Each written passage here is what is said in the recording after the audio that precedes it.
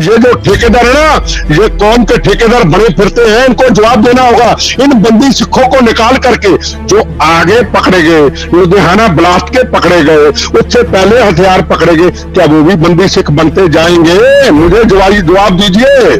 84 से पहले और 84 के दौर में जो हुआ उससे कहीं ज्यादा चीजें अगले 11 साल में। आप उस वक्त पंजाब में कैबिनेट मंत्री थे, आप उसी कांग्रेस में थे जिसके मुख्यमंत्रियों की गलतियों की वजह से 1984 हुआ था। आप उसी सरकार के एक अंश थे या अंग थे, सरदार बेअंत सिंह, जिन्होंने कि बाद में आतंकवाद को अगर खत्म किया तो वहीं बहुत से नौजवानों को मारा भी गया। तो ये जो पूरे की पूरी मूवमेंट है और जितने बंदी सिखों की आज बात हो रही है, जो कैदी हैं, ये सब उसी दौर में उभरे हुए लोग थे जो कि उस दर्द से उभरे हुए थे। 31 साल से प्रोफेसर देवेंद्र पाल भुल्लर जेल में है, उनकी मानसिक अवस्था ठीक नहीं है, ये कहना है। अगर 31, 27, 28 साल ये जेलों में रह चुके हैं और इनको आपने कोई वैसी सजा नहीं दे दी, तो फिर उस स्थिति में अगर इनको रिहा भी किया जाए, तो ये सजाएं अपने सजाएं मानते हैं नहीं मानते? 31 साल, 28 साल, 27 साल, 26 साल जेल में इसको सजा मानते हैं नहीं मानते? कि ये रोज शोर मचता है कि ये मेंटली अपसेट है। ये बिल्कुल मेंटली अपसेट नहीं है, ये पॉलिटिकल ड्रामा है। अगर हम चाहते तो फांसी की सजा हो सकती थी, इसको फांसी से बचाया जाता है। फिर केजरीवाल जी चिट्ठी लिख के भेजते राष्ट्रपति को, इसको फांसी से बचा दो, चलो। उसके बाद फिर सरकार बनती, इसको पंजाब में भेज दो। फिर कैप्टन साहब आते, दिल्ली चिट्ठी लिखते, इसको परमानेंट छोड़ दो। वो वाए को मेरे से किसी ने पूछा, मेरे से भी कोई प्यार से बात कर लेता, मेरा भी कोई दुख सुन लेता, उन शहीदों का दुख सुन लेता जो मेरे साथ 38 लोग शहीद हुए, 90 जख्मी जो शहीद हुए, उनका दुख सुन लेता।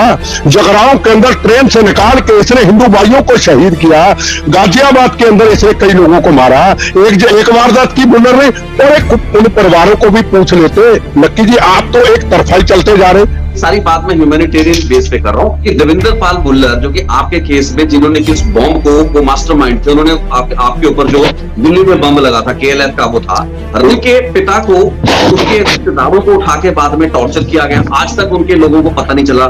बलवंत सिंह मुल्तानी का केस चल रहा है, उनके परिवारों के साथ भी बहुत कुछ हुआ है। हम मेरा उसमें क्या तलक, मुझे बताइए ना। मैंने किसी को मारा, मैंने किसी का इनकाउंटर कराया, मैंने किसी पे केस रजिस्टर कराया, मेरे साथ जो 38 शहीद हुए, उन्होंने क्या भुल्लर का कोई नुकसान किया? परिवार का जो नख में 90 जख्मी हुए, उन्होंने नुकसान किया? अरे हमारी बात सुनने को कोई तैयार ही नहीं, और कहते उनका ये हुआ। अरे हुआ तो वो अपना सैनिक का केस चल रहा है, वो देखे। मेरा क्या कसूर था? मैंने क्या किया? मैंने किसको गोली मारी? मेरी तो कोई बात ही नहीं। बात मेरे पास ना हो, चलो मैं पापी गुनाहगार सिख हो सकता हूं। आम जो शहीद हो गए, उनके घर में भी कभी चले जाओ, भाई गलतियां हो गई। तो मनिंदरजीत सिंह बिट्टा 1990 के शुरुआत के दशक के सालों में क्या था और वो ऐसा क्या करता था जिस कारण उस पर हमले हुए, ये हमें बताएं। पुल होता है, मेरे पे ब्लास्ट होता है। छोटे छोटे बच्चे, स्कूलों के छोटे छोटे बच्चे स्कूल पढ़ने जाते हैं, कई बच्चे उड़ जाते हैं, तारों पे लटक जाते हैं, घोड़े टांगे वाले। आधा घोड़ा ऊपर टांगों पे देखा, लटकता देखता हूं। LMG का जवान CRP का आगे, उसका गर्दन उड़ जाती है, और LMG जो है किसी के सीना पार करके चले, खून ही खून बह जाता है। पूरा पंजाब भवन उड़ाना था इन्होंने। 1 महीने से जिद्या सिंह लाहौरिया, हरनेक सिंह बप लाहौर और ये भुल्लर, ये जनपद होटल में कार बम तैयार करके, एम्बेसडर कार में तैयार करके वहां रखा था जनपद होटल में। पब्लिक चले गई, मैं काम करने लग गया, जैसे काफला निकला ब्लास्ट हो गया। ली मेरिडियन तक अंदर फॉरनर कई लोग शहीद हो गए, और किसी का सिर उठा के लाए हाथ, वो अटल बिहारी वाजपेयी जी की कोठी से लाए।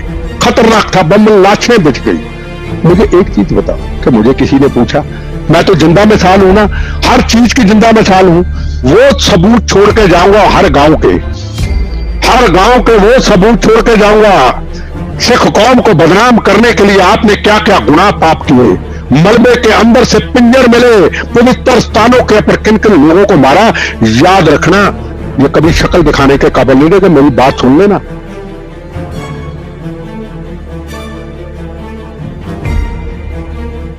ਦੋਸਤੋ ਹਾਜ਼ਰ ਹਾਂ ਇੱਕ ਹੋਰ ਖਾਸ ਚਰਚਾ ਲੈ ਕੇ। ਅੱਜ ਦੀ ਇਸ ਚਰਚਾ ਨੂੰ ਆਪਾਂ ਹਿੰਦੀ ਦੇ ਵਿੱਚ ਕੰਡਕਟ ਕਰਾਂਗੇ, ਕਿਉਂਕਿ ਜੋ ਮਹਿਮਾਨ ਅੱਜ ਮੇਰੇ ਨਾਲ ਨੇ ਉਹਨਾਂ ਵੱਲੋਂ ਇਹ ਦਰਖਾਸਤ ਵੀ ਸੀ, ਬੇਨਤੀ ਵੀ ਸੀ, ਕਿਉਂਕਿ ਉਹਨਾਂ ਦੀ ਆਡੀਅੰਸਸ ਜਿਹੜੀਆਂ ਹੈਗੀਆਂ ਨੇ ਦੁਨੀਆ ਭਰ ਦੇ ਵਿੱਚ ਹੈਗੀਆਂ ਨੇ। ਦੇਸ਼ ਭਰ ਦੇ ਵਿੱਚ ਹਿੰਦੀ ਸੁਣਨ ਵਾਲੇ ਬਹੁਤ ਜ਼ਿਆਦਾ ਗਿਣਤੀ ਦੇ ਵਿੱਚ ਫੋਲੋਅਰਸ ਉਹਨਾਂ ਨੂੰ ਫੋਲੋ ਕਰਦੇ ਨੇ। तो आज की गलबात आप हिंदी च करांगे, और आज इस मुद्दे पर बात करने के लिए मेरे साथ जो खास मेहमान है वो हैं सरदार मनिंदरजीत सिंह बिट्टा साहब। मनिंदरजीत सिंह बिट्टा साहब वो शख्स हैं जो कि पंजाब में अलगाववाद के समय में खाड़कूवाद का जो एक दौर था उसमें अलगाववादी संगठनों के खिलाफ मुखर होकर बोलते रहे और कई आतंकवादी हमलों का निशाना बने। खालिस्तान कमांडो फोर्स और खालिस्तान लिबरेशन फोर्स नाम की जो जत्थेबंदियां थी, उन्होंने मनिंदरजीत सिंह बिट्टा पर 2 बड़े घातक हमले किए, जिनमें अमृतसर और दिल्ली के 2 हमले थे जिसमें दर्जनों लोगों की मौत हुई। आज उस वक्त जब पंजाब में शिरोमणि गुरुद्वारा प्रबंधक कमेटी, जो कि सिखों की मिनी पार्लियामेंट मानी जाती है, उनकी अगुवाई में एक पंथिक समिति बनी है जिसका कार्य है बंदी सिंह, यानी कि वो सिख कैदी जो कि अलगाववादी संगठनों से जुड़े रहे, कई हमलों में, वारदातों में वो संलिप्त रहे और अदालतों द्वारा उन्हें दोषी ठहराया गया, लेकिन कई दशक तक, 2.5-3 दशक तक वो जेलों में बंद हैं, अपनी कैद काट चुके हैं। मानवता के आधार पर उनकी सजा माफ की जाए और उन्हें जेलों से रिहा किया जाए, इसकी एक लंबी चौड़ी कवायद और मूवमेंट जो है पंजाब में पंथिक सर्कलों में शुरू हो चुकी है। इस मूवमेंट को समर्थन जो है भारतीय जनता पार्टी की पंजाब की लीडरशिप ने भी दिया है, जिन्होंने हाल ही के दिनों में बीजेपी की शीर्ष लीडरशिप तक अपना जो सेंटिमेंट है एक ज्ञापन की शक्ल में पहुंचाया है। बीजेपी के नेताओं द्वारा यह मांग की गई है कि बंदी सिंहों की रिहाई के मुद्दे पर केंद्र सरकार एक सही फैसला ले और इन सिख कैदियों को छोड़े। मनिंदरजीत सिंह बिट्टा वो प्रभावित शख्स हैं, वो किरदार हैं जो कि टारगेट और हिट लिस्ट पर थे। आज उनसे बात करेंगे। बिट्टा साहब, बहुत बहुत स्वागत है आज हमारे इस कार्यक्रम में। वाहिगुरु जी का खालसा, वाहिगुरु जी की फतेह जी। बेटा साहब, सबसे पहले तो मैं जानना चाहूंगा कि पंजाब में राजनीति जो है अपने चरम पर पहुंच चुकी है और हम देख रहे हैं कि एसजीपीसी और भारतीय जनता पार्टी की भी स्थानीय लीडरशिप मांग कर रही है कि वो लोग छोड़े जाएं जो कि दशकों से जेलों में बंद हैं, और उनमें से बहुत से वो लोग हैं जो कि पंजाब के मरहूम जो मुख्यमंत्री बेअंत सिंह के हत्याकांड के मुलजिम हैं, मुजरिम हैं, और आप पर भी जो हमला हुआ था उसमें प्रोफेसर देवेंद्र पाल भुल्लर जो कि एक्यूज थे, उनकी भी रिहाई का प्रश्न है क्योंकि उनके भी जेल में 31 साल पूरे हो चुके हैं। आप इस पूरी कवायद को कैसे देखते हैं? पहली बात तो लक्की साहब, मैं आपको यह स्पष्ट कहना चाहता हूं, हम उन लोगों की बात तो करते हैं जिन्होंने हजारों बेगुनाहों का कत्लेआम किया। 36,000 लोग पंजाब में शहीद हुए, कई बहनों के सुहाग उजड़े, कई बच्चे यतीम हुए। जिनको शहीद किया उसमें 19,000 हिंदू भाई थे हमारे। हमारा 9 मास का रिश्ता था, हमारा रोटी बेटी का रिश्ता था। जिनको शहीद किया, क्या किसी के हाथ में कोई तरचूल था? क्या किसी के हाथ में कृपान थी? क्या किसी के हाथ में बंदूक थी? क्या किसी के हाथ में कोई और चीज थी किसी को मारने के लिए? ट्रेनों से निकाला, बच्चों से निकाला, बच्चों को कमाने के लिए, पिता रोटी कमाने जाता अपनी पत्नी के लिए, अपने परिवार के लिए, अपने माँ बाप के लिए, बच्चों से निकाल के सिख भाइयों को अलग करके हिंदू भाइयों को जगरांव ट्रेन के अंदर और नया शहर के अंदर और कई और जगह पे अंदर, अजनाला के अंदर ठा ठा करके शहीद कर दिया जाता है। क्या मानवता इसको कहती? मैं पूछना चाहता हूं, सिख कौम का मतलब क्या है? सिख कौम का मतलब है कि मानवता की रक्षा।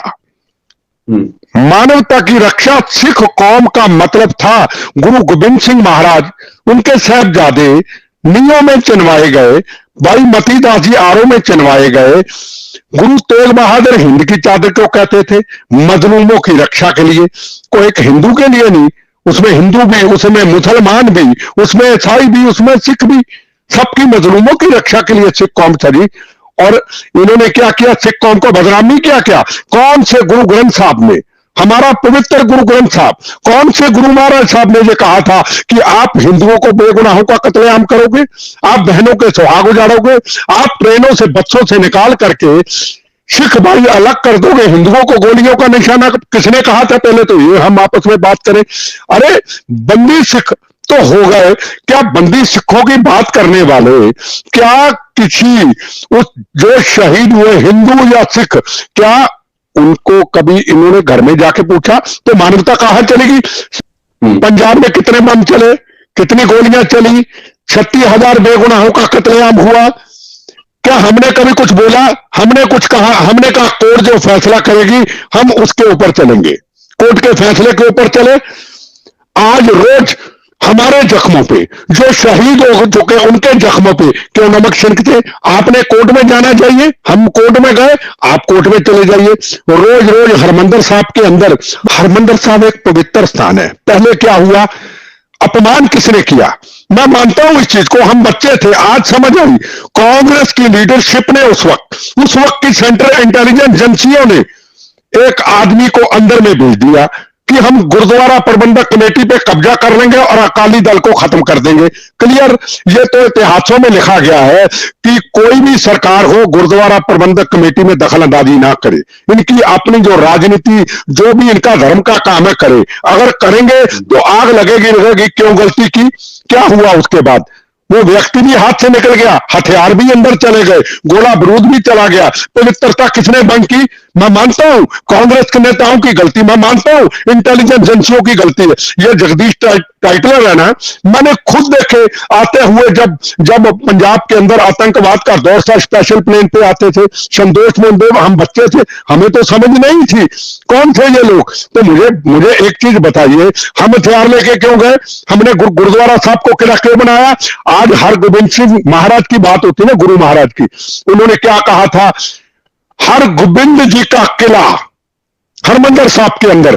अब तकलीफ होगी कईयों को, परवाह कोई नहीं, सच बोलूं भाई, हरमंदिर साहब को किला नहीं बनाएंगे, किला बनेगा हरगोबिंद जी का किला बनेगा, जो जंग होगी वहां होगी। अरे इन्होंने हरमंदिर साहब में किला बना दिया। अगर सरकारें गलती कर रही हैं, अगर इंटेलिजेंस एजेंसियां गलती कर रही हैं, हम हरमंदिर साहब को किला क्यों बनाए? हम अपनी जिंदगियां बचाने के लिए हथियार लेके क्यों जाएं? हम बाहर में लोगों को बसों से, ट्रेनों से निकाल करके लोगों को खत्म करके गुरुद्वारा साहब में शर्म क्यों ले? तो फिर फौज तो एक दिन आनी थी। सरकारें भी यही चाहती थी, इंटेलिजेंस एजेंसियां भी यही चाहती थी, जो चाहती थे वो किया। ब्लू स्टार ऑपरेशन हुआ और थोड़ी देर के बाद चुनाव हुआ, कांग्रेस पार्टी की पूरी जीत हो गई। यही था ना, इसको क्या कहोगे? पॉलिटिक्स क्या को कहेगा? बड़ी किताबें लिखी गई जनाब, मैंने किताब नहीं, मैं जीती जागती किताब हूं, आंखों से किताब देखी है। दूसरी बात मैं लक्की जी आपको कहना चाहूंगा, हमारे पंजाब को किया है नेताओं ने बर्बाद, हमारे पंजाब क्यों किया है? ये धर्म के ठेकेदारों ने बर्बाद, हमारे पंजाब की जवानी को बर्बाद किया है इन राजनीतिक लोगों ने और धर्म के ठेकेदारों ने। पहले टेररिज्म, ये स्कूल से बच्चे लाते थे, ये स्कूल से, गुरु रामदास स्कूल से, मैं वहीं का रहने वाला हूं, और जाते थे बच्चे कहां, मंजी साहब में AK-47 होती थी, भाषण देते थे, बंदूकें पकड़ो, जो आज बंदूक की बात कर रहे हैं, पकड़ो बंदूकें पकड़ो। अरे 10-10 साल के माओ के लाल, होश भी नहीं बेचारों ने, बंदूक पकड़ करके माओ के लाल ही चले गए हैं। 84 के दंगे भी हो गए, माओ के लाल भी चले गए, और हरमंदिर साहब में ब्लू स्टार ऑपरेशन में ब्लैक थंडर हुआ, कौन थे जिम्मेदार? मुझे एक चीज बताओ, मैं एक चीज, मेरी बात सुनो, मैं, हाँ जी जी जी, आप पूछिए। मैं समझता हूं, आपने बातों को बड़ी ही ईमानदारी के साथ पेश किया और ये चीज मानी कि कांग्रेस का जो किया कराया था, आपके जो मुख्यमंत्री थे तत्कालीन दरबारा सिंह और जो ज्ञानी जैल सिंह थे, हाँ, केंद्र में जो यूनियन मंत्री थे, उनकी आपस की जो पॉलिटिक्स थी उसने पंजाब का नुकसान कराया। संत जरनैल सिंह भिंडरांवाले की एंट्री होती है, उसके बाद उनको कौन कह देता है या किसके इशारे पर सब हुआ, हालात बिगड़ते हुए देखे। लेकिन ये चीजें पुरानी है बेटा साहब, मैं वही कह रहा हूं कि आज अगर हम 37 साल 36 साल 37 साल 38 साल बाद इन सब बातों को करेंगे, तो क्या हम कभी इन चीजों का क्लोजर कर पाए? हम इन चीजों को बंद कर पाएंगे? इस किताब को जो पंजाब की खूनी चैप्टर थे खुले हुए, क्या कभी उसको बंद किया जा सकेगा? और अगर कोई रिहाई के जरिए बंद करने की कोशिश की जा रही है, तो लक्की जी क्या है? लक्की जी मेरी बात सुनो, अरे नई जनरेशन को हकीकत नहीं बनाएंगे कि ब्लू स्टार ऑपरेशन क्यों हुआ था, किन की गलतियों से हुआ था, किसने डाल बनाया था हरमंदिर साहब को, ये नहीं बताएंगे तो क्या ये आगे चलता रहेगा? कौम को कमजोर करते रहेंगे? हमारी कौम 2 करोड़, मैं नहीं समझा 2 करोड़, हमारी कौम पूरी दुनिया में राज करती है, हिंदू हो, मुसलमान हो, सिख हो, ईसाई हो, इस कौम के आगे अपना सिर झुकाता है। हरमंदिर साहब में आके सिर झुकाता है। ये 4 आदमियों से बोलने से कुछ नहीं होता। ये जो पंजाब के है ना 4 आदमी, इनको पता नहीं है कि पंजाब के बाद कितनी सिख कौम है पूरे हिंदुस्तान के कोने कोने में, सब जगह पे जाता हूं, अरबों खरबों के व्यापार है और हमारे से ज्यादा धर्म को प्रफुल्लित करते हैं। मैं आपको बता दूं, मैं एक छोटी सी बात कहता हूं, मैं अगर हरमंदिर साहब में भिंडरांवाले की जगह पे होता, मैं छोटी सी बात मेरे मन में विचार आया, मैं बता दूं, बाहर आती फौज, देखो बाहर लोग मार के तो उधर ही अंदर ही जाते थे ना, बंदूकें AK-47 तो अंदर ही थी ना, खुली क्लियर बात करे, कोई नहीं बोलेगा, जिसने जो कहना कहे, जिसने जो मारना मारे, मुझे क्या परवाह। मेरी बोनस की जिंदगी क्लियर देश की जनता को, युवा पीढ़ी को बताऊंगा। अगर फौज बाहर आती तो मुझे कहती बेटा आजा बाहर, मैं तो गोलियां चलाएंगे। अगर मैं होता सच्चा सिख गुरु महाराज का, तो मैं कहता जी मैं आया बाहर। नाम है हरमंदिर साहब, पवित्र स्थान, जहां आज हरगोबिंद सिंह महाराज का वो स्थान, जहां गुरदास जी महाराज या बब्बू बुड्ढा जी महाराज ने अकाल तख्त साहब का नींव पत्थर रखा, गुरु रामदास जी महाराज का पवित्र स्थान, मैं उसको ढाल और कवच ना बनाता।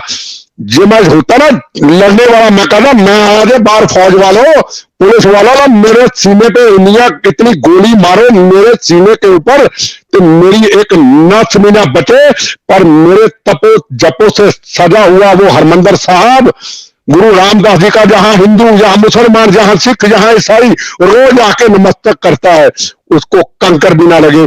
हमने गुरुद्वारा साहब को ढाल बना लिया, लक्की जी जवाब दो मुझे, हमने ढाल बना लिया, हमने कवच बना लिया, खुद भी चले गए गोलियों से, और संगत जिन्होंने बंदूक भी नहीं पकड़ी, जो बंदूकों गोलियों के साए में सुबह 5 बजे उठ के मत्था टेक रहे, उनको भी शहीद करा डाला।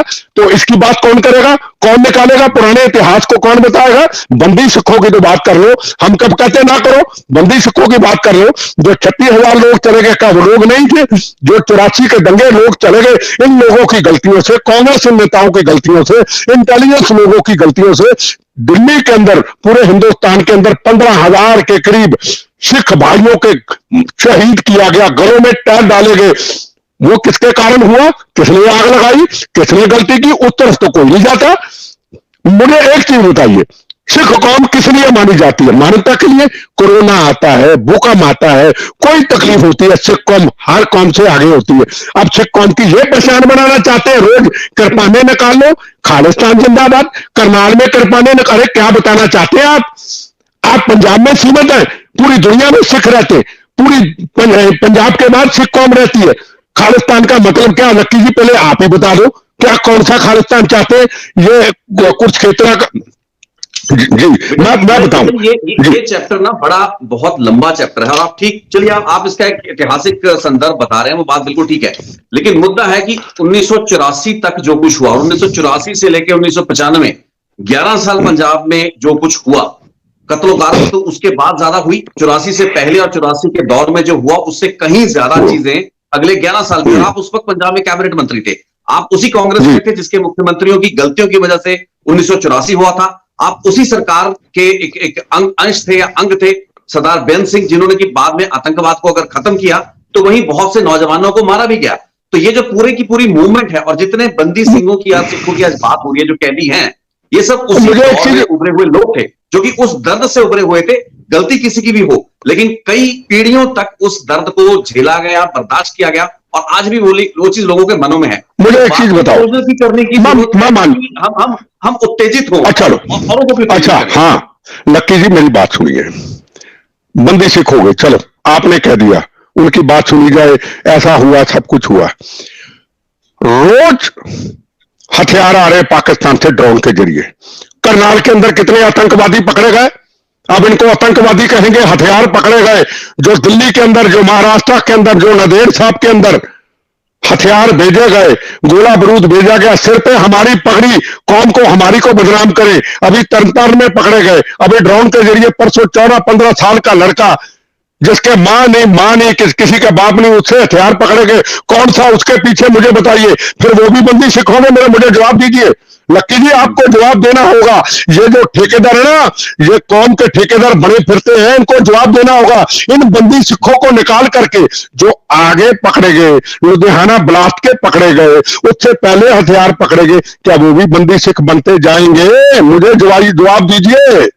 बिट्टा साहब, अभी कुछ दिन पहले पिरार वालन की सजा सुप्रीम कोर्ट माफ करते हैं। पंजाब के संदर्भ में ललित माकन के जो हत्याकांड के मुख्य दोषी थे रंजीत कुकी, उनकी सहमति के साथ माकन साहब के परिवार के साथ बैठ के, अवंतिका माकन के साथ बैठ के मसले को रिजॉल्व कराया जाता है और चीजों को क्लोज किया जाता है। मैं चीजों को, चैप्टर्स को क्लोज करने की बात कर रहा हूं, एक क्लोजर की। मुझे एक चीज बता, आतंकवाद पर ढीला करने का नहीं है। अरे मेरी बात सुनिए लक्की जी, किसने किया उनके विचार होंगे, ठीक है। हम कभी बोले? आपसे पूछना चाहता हूं कि बंदी सिखों के बारे में मेरी कोई स्टेटमेंट आई? क्या 15-16 साल के अंदर आपको इंटरव्यू दे रहा हूं, क्या टेररिज्म के ऊपर, पंजाब के ऊपर, आतंकवाद के ऊपर, खालिस्तान के ऊपर क्या मैंने कोई चर्चा की? मैंने पंजाब को आग लगाने की कोशिश की है तो मुझे बता दीजिए। आपने जब मुझे मौके पे बुलाया, पन्नू के ऊपर मैंने चर्चा की, पर कभी प्रेस कॉन्फ्रेंस करके दूसरों की तरह आग लगाने की कोशिश नहीं की। अरे नाले चोरी, नाले सीना चोरी, नाले गोलियां चलाओ, नाले बम चलाओ, और उसके बाद हमें डराओ, उसके बाद ये माफी दे दो। अरे जो कार्रवाई हो रही है आप कर रहे हैं, आप किए धमकी किस बात की देते हैं? रोज हमें धमकियां किस बात की देते हैं? बिट्टा की पहले एक टांग बम्बों से उड़ा दी, अब दूसरी उड़ा देंगे, अब शरीर उड़ा देंगे। अरे इनको मैं कहना चाहता हूं, सुनो खालिस्तानी, मेरी बात सुन लो। मेरा जीवन है बोनस पे, ना मैंने किसी को मारा, ना मैंने किसी को इनकाउंटर कराया। धमकियों से आपके डरता नहीं हूं मैं। खालिस्तान ना कभी बना था, ना कभी बनने देंगे। जो पंजाब के बाहर बैठे सिख है ना, दुनिया में बैठे, उनके लिए मैं खड़ा हूं।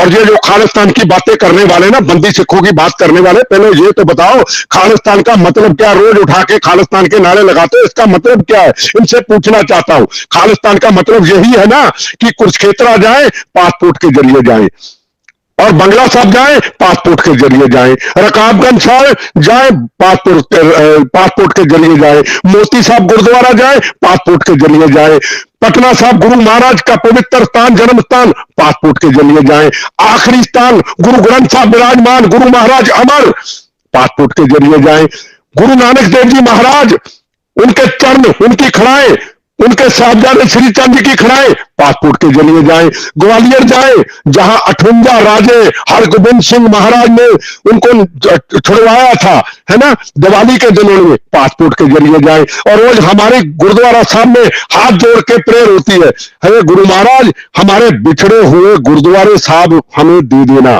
ठीक है ना? ये खालिस्तान चाहते हैं, ये आतंकवादी जो पाकिस्तान में बैठे, इनको मैं सवाल पूछना चाहता हूं। बड़े कहते हैं हम तो बड़े बहादुर सिख हैं, हमारे से बड़ा तो कौम का लीडर कोई नहीं। अरे जब महाराज रंजीत सिंह जी शेरे पंजाब, जिनका काबल कंधार तक राज था, उनके स्टैचू के टुकड़े टुकड़े कर दिए। और खालिस्तानियों जो पाकिस्तान में बैठने वालों, टुकड़े कहां से? अभी हमारे सिख भाई, उनका कत्लेआम डॉक्टर का कर दिया, कितने सिख भाइयों का कत्लेआम कर दिया। कहां थे आप? गुरु ग्रंथ साहब विराजमान, वहां ग्रंथी साहब, उनकी बेटी को किडनैप कर दिया। कहां थे आप जब ननकाना साहब को एक काफिर ने कहा, क्या कहा था? लक्की जी इसका नाम ननकाना साहब का बदल देंगे।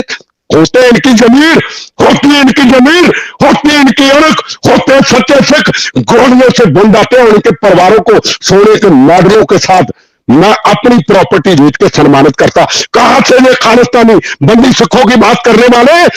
ये जम्मू कश्मीर के अंदर 40 के करीब सिख भाइयों का कत्लेआम कर दिया। कहां से लाइन में खड़ा करके, कहां से मारते? अभी हमारी सिख बहन प्रिंसिपल जो मुस्लिम सिख हिंदू बच्चों को अपने पॉकेट के पैसे से पढ़ाती थी, उसको शहीद कर दिया। कहां से? काबुल के अंदर गुरु महाराज विराजमान ऐतिहासिक गुरुद्वारा साहब, बहनों भाइयों को, मां को गोलियों का निशाना बना दिया।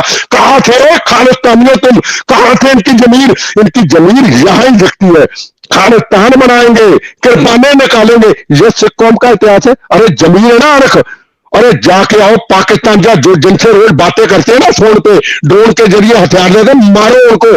जाओ, मैं अपनी जमीन में बेच के, प्रॉपर्टी बेच के आपको परिवारों को सम्मानित करूंगा। ये आपकी जमीन है, ये बंदी सिखों की बात करो। हमारे महाराज रंजीत सिंह का स्टैचू शेरे पंजाब का कितने तोड़ा? बात करो। कहां गुरु ग्रंथ साहब की बेटी को किडनैप किया? बात करो। ननकाना साहब का क्यों हुआ? उसकी तो कोई नक्की की बात नहीं। आगे चलो, आगे बिल्कुल नहीं, पीछे चलूंगा, पीछे से चलूंगा, नई जनरेशन को बताऊंगा। इनके भड़काऊ बयानों में ना आए। इन लोगों ने 18-18 साल के बच्चे AK-47 देके, माओ के लाल गर्म भाषण देके उनको मरवा दिया, और खुद भी चले गए। और हरमिंदर साहब का क्यों? ये सिख यही है, और कोई सिख नहीं है क्या? और कोई सिख नहीं है? हम खालिस्तान जिंदाबाद की बात करें तो हम सरदार है, खालिस्तान की ना बात करें तो सिख नहीं। तुम्हारी ऐसी की तैसी, हम क्या तुम्हारी परवाह करें? हम सिख कौम में पले हैं, हिंदुस्तान हमारा है, पंजाब थोड़ा हमारा है। गुरु तेग बहादुर हिंद की चादर थी, पांच प्यारे कहां से सजाए गए, पूरे हिंदुस्तान के कोने कोने से सजाए गए, इनके कहने पे मान लेंगे। हम एक मिनट, हम छोटे से पंजाब में रहना चाहते हैं। जब बंदी सिखों की बात आती है जी, बेटा साहब ठीक है, पंजाब देखिए, पंजाब के सेंटिमेंट को क्या आप समझ पा रहे हैं? तेरा कौन देखो, अरे मेरी बात तो सुनिए, सवाल तो लीजिए। भारतीय जनता पार्टी की लीडरशिप भारतीय जनता पार्टी के लीडरों को एक ज्ञापन देके मांग करती है कि इन बंदी सिखों को छोड़ा जाए। तो आप कहां बैठे हैं और क्या सोच रहे हैं, क्या बात कर रहे हैं? ग्राउंड के सेंटीमेंट से, पंजाब के ग्राउंड के सेंटीमेंट से अच्छा ये मांग कर रहे हैं, वो लोग पागल हैं? मैं कहा जी, मांग करते हर चीज पॉलिटिकल है, सेंटीमेंट की बात सुन लो, सेंटीमेंट की बात की ना सुन लो। अब केजरीवाल के खिलाफ प्रदर्शन होते रहे पंजाब में, मान के खिलाफ प्रदर्शन होते रहे, किसको लेके होते रहे? सिर्फ बुल्लर को लेके, बंदी सिख नहीं, बुल्लर को लेके। क्या हुआ? 90 सीटें ले गए। बीजेपी की बात करूं, बीजेपी के भी लोग शहीद हुए, आरएसएस के भी शहीद हुए, कांग्रेस के भी हुए, अकाली दल के भी हुए, इनोसेंट भी हुए, किसी पार्टी में नहीं थे वो भी हुए, सोशल भी शहीद हुए, सारे लोग शहीद हुए। मेरा एक सवाल है, अब बीजेपी अपना स्टैंड बदले तो मैं क्या कहूं, मैं क्या कहूं? पर अगर सेंटीमेंट की बात कर रहे हैं, मुझे तो कभी नहीं किसी पत्रकार ने पूछा भी आप भी अपने सेंटीमेंट बैठा दीजिए। बुल्लर के ऊपर तो कहते हैं ये तो डिप्रेशन में आ गया। जो मेरे साथ शहीद हुए, 38 लोग शहीद हुए, 90 के करीब जख्मी हुए। आपको पता, अगर वो बम आधा घंटा पहले जल जाता तो 600 के करीब लोग बम्बों से उड़ जाते जो मुझे मिलने आए हुए थे। मेरा कार्यक्रम आगे पीछे हुआ और वो लोग कहीं चले गए। 38 शहीद हुए, 90 जख्मी हुए। क्या वो उनके परिवार डिप्रेशन में नहीं है? किसी का हाथ नहीं, किसी का पांव नहीं, किसी का कोई तकलीफ हो गया और उनके बच्चे दर दर धक्के खाते फिरते, अभी तक उनके परिवारों को मैं देख रहा हूं। वो इंसान नहीं थे क्या? मैं सवाल आपको पूछना चाहता हूं। आप बंदी सिखों की बात करते, मैं कब गलत कहा, कब स्टेटमेंट दी, कब अपने, अब जो मैंने बोला तब बोला जब रोज ये राजनीति करने लग गए, सारे इकट्ठे हो गए। और एक दिल्ली का धर्म का बहुत बड़ा ठेकेदार, गोरख चोर कहते हैं उसको, गोरख चोर, मैं कभी बोला नहीं, गंदी भाषा का प्रयोग नहीं किया। पूरी दिल्ली की गुरुद्वारा प्रबंधक कमेटी लूट के ले गया। वो भाषण दे रहा वहां, पता क्या भाषण दे रहा है? लक्की जी सुनिए, मैं नाम नहीं लेना चाहता। कहता है ये जो कौम की खातर काम किया है ना, ये बहुत बहादुरी का काम किया। मतलब कौम की खातर बेगुनाह लोगों को मारा, 36,000 लोगों को शहीद किया, 19,000 हिंदू भाइयों को मारा। क्या कौम ये बताती है? अगर कौम ये कहती है, अगर गुरु ग्रंथ साहब का पवित्र इतिहास यहां हर धर्म के उसमें समाया है, गुरु महाराज ने पवित्र, उन्होंने अगर मुझमें लिखा है तो मुझे बता दीजिए। मैं आपके सवाल पूछना चाहता हूं, मजलूमों की तो कोई बात नहीं करता। आप बार बार एक ही चीज कह रहे हैं, बंदी सिख बंदी सिख। अरे बंदी सिख की बात हम कब बोले? पर रोज हमारे जख्मों पे नमक छिड़कोगे, हम चुप बैठे हैं 15 साल से, रोज हमें कहोगे बिट्टा को मार देंगे, बिट्टा को बंबों से उड़ा। मैं तो कहता हूं, चैलेंज करता हूं, अरे मैं मरूंगा ना, मैं विरोध करता हूं ना, मैं मरूंगा। पहले तो विरोध करता ही नहीं था, मैं घर में बैठा हूं। अब आपने छुट छेड़ा है ना, रोज छेड़ते हैं ना, इलेक्शन में छेड़ा है ना, मुझे मारोगे ना। आपकी निगाह पे जो मर्जी गंदी भाषा का इस्तेमाल करना, पूरी दुनिया में बैठा हुआ हर सच्चा भारतीय ये जरूर कहेगा ये भारतीय सच्चा है, ये राष्ट्र के लिए शहीद हुआ है। ये क्या होगा? क्या होगा? मौत है ना, मौत मेरी दोस्त है, मौत कई बार देखी। मैं इतने बम्बों से 14 बार हमलों से कई बार जीवन देख लिया। मैं तो बोनस हूं, मुझे तो भगवान ने बहुत, गुरु महाराज ने बड़ा जीवन दे दिया। मैं इनको कहना चाहता हूं, गंदी राजनीति ना करे, जो काम करना है असूलों पे जाए, कोर्ट पे जाए। ये रोज रोज पब्लिसिटी करके 36,000 बेगुनाहों के जख्मों के ऊपर, परिवारों के ऊपर नमक छिड़कना, ये अच्छी बात नहीं है।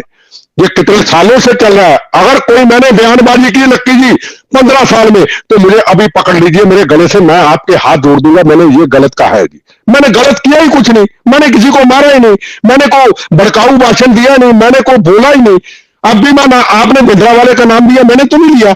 मैं आग लगाने वाला कभी काम नहीं करता। पर रोज हमें छेड़ोगे, रोज हमें धमकियां दोगे, इनकी ऐसी की तैसी, इनकी धमकियों से डरता हूं। मारोगे ना ज्यादा से ज्यादा, इससे ज्यादा करो, मैं तैयार हूं, छाती ठोक के जाओ, कहां कहां हूं मैं आ जाता हूं।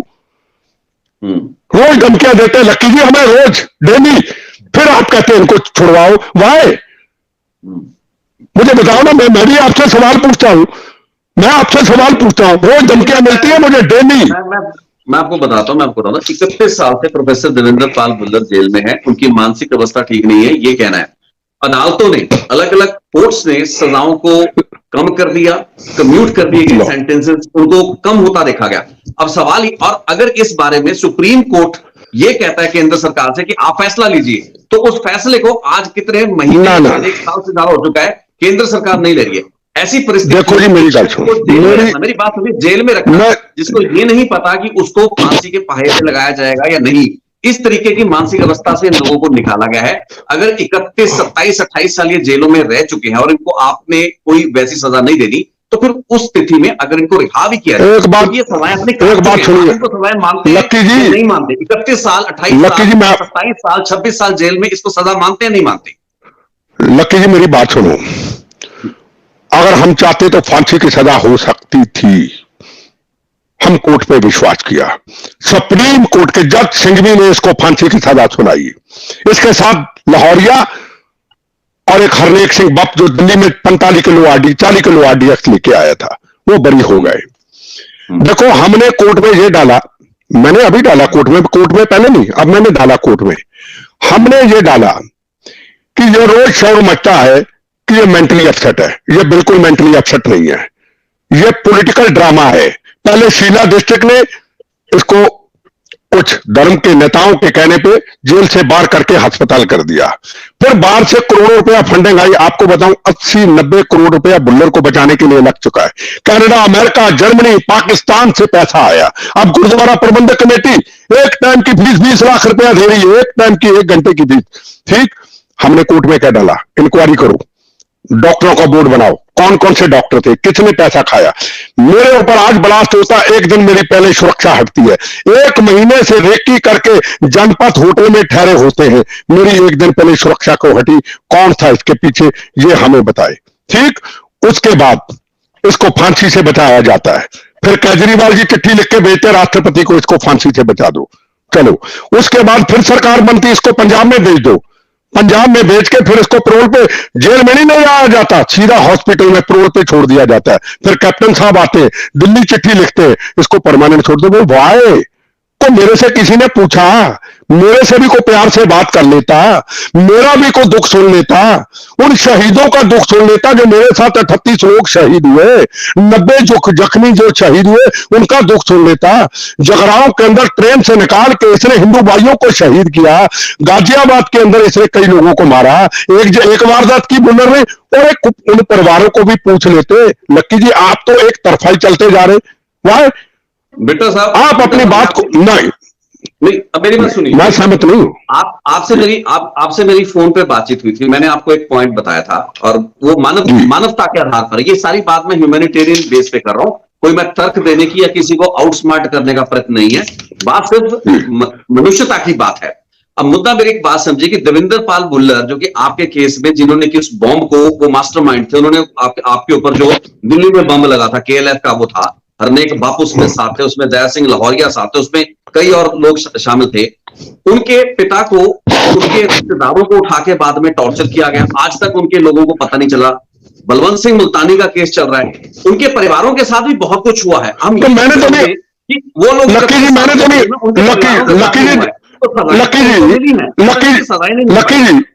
लकी जी मेरा उसमें क्या तलक, मुझे बताइए ना।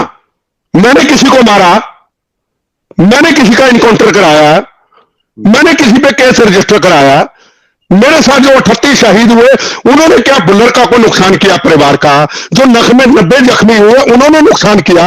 अरे हमारी बात सुनने को कोई तैयार ही नहीं, और कहते हैं उनका ये हुआ। अरे हुआ तो वो अपना सैनिक का केस चल रहा है, वो देखे, मेरा क्या कसूर था, मैंने क्या किया, मैंने किसको गोली मारी, मेरी तो कोई बात ही नहीं। बात तो हम उन लोगों की कर रहे हैं जो लोग, जिन लोगों ने बेगुनाह लोगों का कत्लेआम किया। मैंने कोई वोट वाट नहीं लेनी। लेकिन लक्की जी सुनो, मैं हूं स्पष्ट आदमी, ना मैंने इलेक्शन लड़नी, ना मैंने वोट लेनी। ठोक के बोलूं, ठोक के बोलूं। अगर धमकी देंगे ना मुझे रोज हमारे जख्मों पे न छिड़केंगे, इनको गलतफहमी है, मैं कोर्ट में नहीं जा सकता। मैं कोर्ट में जा सकता हूं। और सुनिए, मैं 4 महीने का टाइम दिया पंजाब के इन नेताओं के, धर्म के ठेकेदारों को। अगर आप ऐसे बोलते रहे, इन लोगों पे राजनीति करते रहे, केजरीवाल के खिलाफ भी बोलते रहे, वोटे क्या, वोटे को, वोटों का असर हुआ। आप कहते हैं ना लोगों के सेंटीमेंट को फर्क पड़ा, आप भी करके देख लो कितना वोटों का आपको फर्क पड़ेगा। ना पहले कांग्रेस को फर्क पड़ा, ना किसी और को फर्क पड़ा। आप भी देख ले। मैं एक बात कह दूं, 10,000 कम से कम फैमिली, 36,000 है ना, 10,000 फैमिली लेके ना अगर नहीं हटे, मैं जल्दबाजी नहीं कर रहा, मैं परिवारों के टच में होना शुरू कर दिया, 10,000 फैमिली लेके सुप्रीम कोर्ट में PIL डालूंगा। याद रखना, ये है ना गुरदासपुर के सबसे पहले पता नहीं कौन सबसे खतरनाक आतंकवादी था, जितने भी टेररिस्ट छोड़े हैं ना इन्होंने, बेगुनाहों के कातिल, इनके बारे में सुप्रीम कोर्ट से सवाल पूछेंगे। परिवार, इनको क्या सजा मिली, कैसे छूटे, एजेंसियों का क्या रोल था, पार्टियों का रोल था, किन किन अफसरों का रोल था, क्यों इनको छोड़ा गया, क्यों बाहर से लाया गया। अरे इतने आतंकवादी हैं, हम कभी बोले? आप बताइए। अब गुरु नानक देव जी महाराज दिन के ऊपर करतारपुर साहब में नरेंद्र मोदी जी ने खतरनाक टेररिस्टों को छोड़ दिया। मेरी आवाज निकली, लक्की साहब मुझे बता दीजिए, मैं बोला नहीं, ठीक है गुरु नानक देव जी महाराज ने टाइम पे कर दिया। अरे सब कुछ कर दिया, अब धीरे धीरे धीरे सबको निकाल करके नए तैयार हो रहे हैं। फिर वो बंदी सिख वो बनेंगे, सिख कौम को वो बदनाम करेंगे, फिर वो बनेंगे, तो यही चलता रहेगा। अरे कोई पहले डिसाइड करो, आप गुरुद्वारा प्रबंधक कमेटी के अंदर मीटिंग करो, अकाल तख्त के जथेदार साहब वहां बैठे और कहे जो किसी के हथियार पकड़े जाएंगे, जो सिख कौम की पगड़ी के ऊपर पूरी दुनिया में दाग लगाएगा, ये आतंकवादी है, ये बेगुनाहों के कातिल है, हम उसका साथ नहीं देंगे। क्या यह फैसला करेगी गुरुद्वारा प्रबंधक कमेटी? पूछना चाहता हूं आपसे। आप बंदी सिखों की बात करते, वो बंदी सिख बनने के लिए फिर तैयार खड़े, उसकी कोई चर्चा करने को तैयार नहीं। ठा कुछ भी लिखते जाओ, कुछ भी बोल रहे, इससे कुछ होने वाला नहीं है। ठीक कह रहे हैं आप, लेकिन क्या ये गुरुद्वारा नहीं, क्या ये गुरुद्वारा इतने सालों में आपको पूछा नहीं गया, आपको पार्टी नहीं बनाया गया? आज भी मैंने जितनी भी चर्चाएं की हैं उसमें मैंने सभी नेताओं से या सभी लोगों से यही सवाल किया है कि जो पीड़ित पक्ष है उसको इस पूरी कोशिश का हिस्सा क्यों नहीं बनाया गया? तो क्या ये एक बड़ा कारण है कि पीड़ित पक्ष के बारे में कोई बात नहीं कर रहा और एक तरफा राजनीति के कारण ये सब हो रहा है, इसीलिए आपकी दर्द ज्यादा है? देखो, मैं आपको बिल्कुल स्पष्ट कह दूं, मैं फिर कहूं, नरेंद्र मोदी जी ने छोड़े, हम बोले तो नहीं, 15 साल में हम बोले तो नहीं। पीड़ित परिवार को पूछने को तैयार नहीं, 84 के दंगों वालों को पूछने को तैयार नहीं। 84 के दंगों पे भी पॉलिटिक्स हुई, पंजाब के ऊपर भी पॉलिटिक्स हुई, ठीक। आप उन परिवारों की बात कौन करेगा? मैं फिर कहता हूं, जो हमें मां बाप ने सिखाया, सिख कौम मजलूमों के लिए सजाई गई, मजलूमों के लिए, हिंदू मुसलमान सिख ईसाई, ठीक है ना। हिंद की चादर गुरु तेग बहादुर जी को, महाराज को ऐसे नहीं कहते थे। आपने मजलूम क्यों मारे, इनसे कोई सवाल पूछेगा? इनसे सवाल पूछेगा। माओ के लाल जिनके हाथों में AK-47 पकड़ाई, आपने क्यों पकड़ाई? आपको उस युवा पीढ़ी को धर्म प्रचार के लिए, धर्म को प्रफुल्लित करने के लिए लगाना चाहिए था। जवानी अभी उभरी नहीं, आपने उनके हाथ में AK-47 पकड़ा दी। क्या कराया आपने? मजलूमों का कत्लेआम कराया, उसके ऊपर को बोलने को तैयार नहीं। मैं इसलिए बोलता हूं, मैंने मरना है देश के लिए, मैंने मरना है, इस पगड़ी को दाग ना लगे, मरना है, पूरी देश को बताना है। सारी पगड़ी वैसी नहीं है, बड़े पवित्र लोग हैं पंजाब के बाहर और पंजाब के अंदर भी, हमें बताना है। ये करे गंदी पॉलिटिक्स, ये करे धर्म की पॉलिटिक्स करे, क्योंकि इनको वोट चाहिए, इनको पैसा चाहिए। मुझे नहीं कुछ चाहिए, मुझे राष्ट्र चाहिए, और ये पानी के ऊपर दाग ना करे। अरे वो सरदार जिन्होंने फलाने को मारा था, जिन्होंने सिद्धू बॉर्डर पे लटका करके काट दिया था, सारे सरदार ऐसे नहीं है। सरदार मानवता के रक्षक हैं।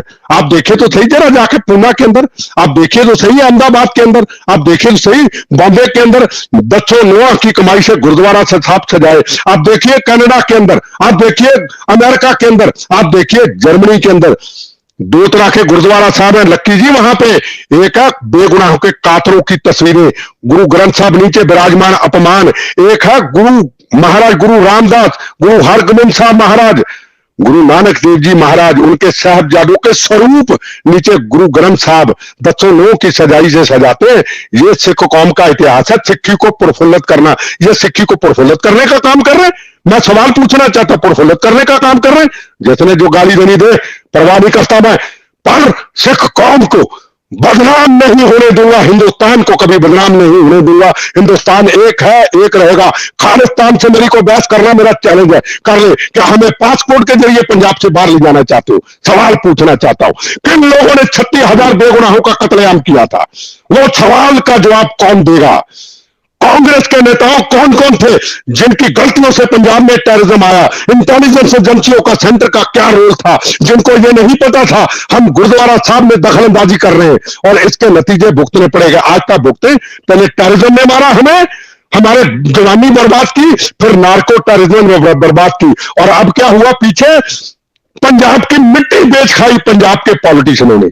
दंगों में मैं भी मारा जा रहा था, मेरे सिर पे पड़ना था पीले रंग का। मेरे साथ अमृतसर का लखा सिंह एमएलए, उसका एक प्रिय हिंदू ना होता, ना लखा सिंह जिंदा होता, ना मैं होता शारदा के अंदर। हमारी ट्रेन को आग लगाने लगे थे।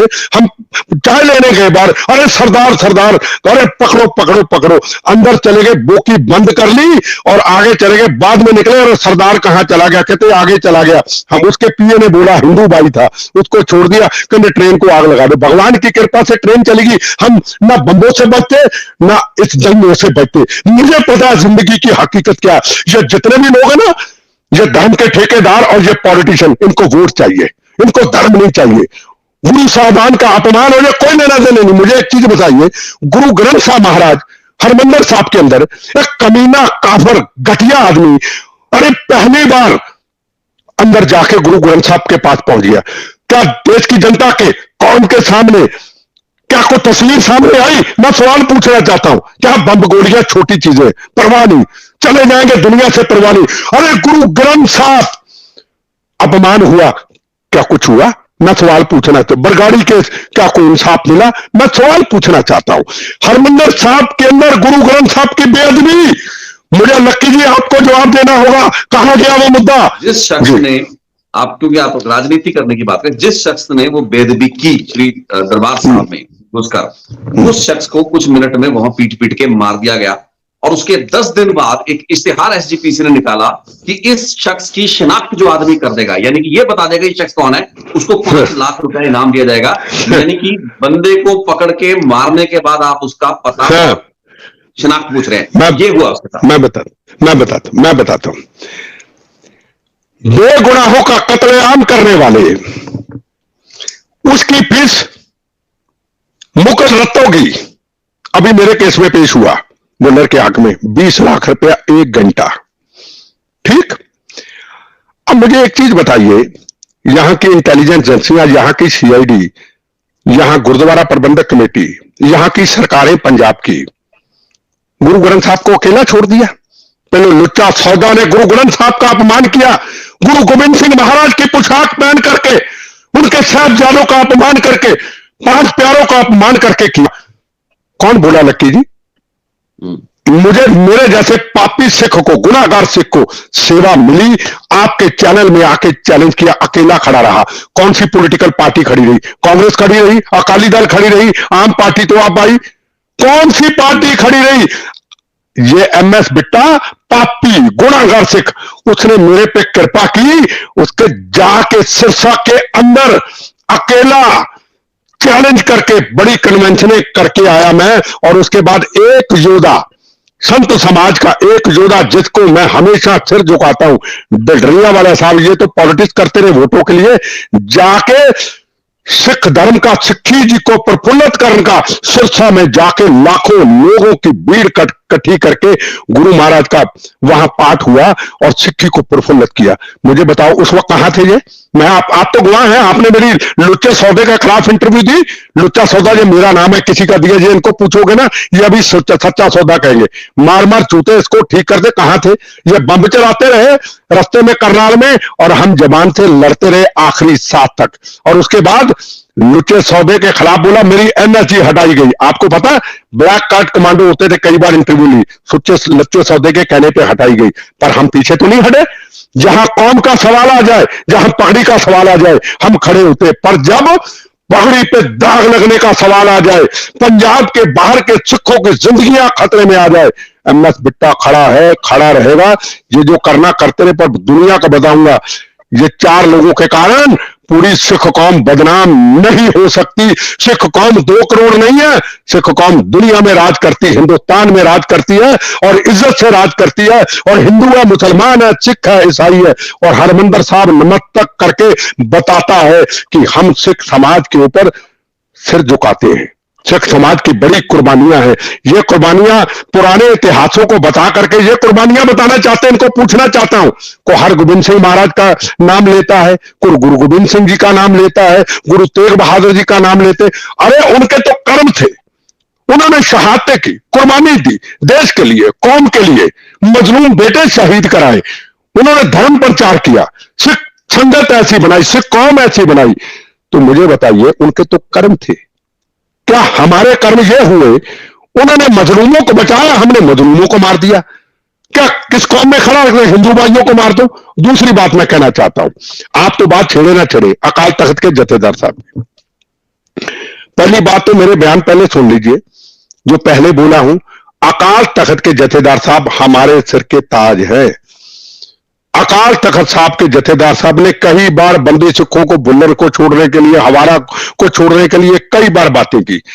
हमारा बिल्कुल ये असूल है, गुरुद्वारा कमेटी, गुरुद्वारा प्रबंधक कमेटी के प्रधान साहब हो या अकाल तख्त के जथेदार साहब हो, हमारा सिर उनके लिए झुकता है। हमारी वो पार्लियामेंट है, हमने कभी भी विरोध नहीं किया। हमने कहा हम अपना केस लड़ लेंगे, पर अकाल तख्त के जथेदार साहब कोई हो, हम उनके खिलाफ अपने मुंह से, कोई जबान से ऐसा शब्द नहीं बोलेंगे। आज जो उन्होंने कहा, देखो उन्होंने कुछ बातें तो बहुत ही पवित्र और अच्छी कही कि धर्म प्रचार, नई जनरेशन को धर्म के बारे में ज्ञान देना, निशानेबाजी जिससे कौम का पुराना इतिहास है, कृपान चलाना जिससे कौम का पुराना इतिहास है।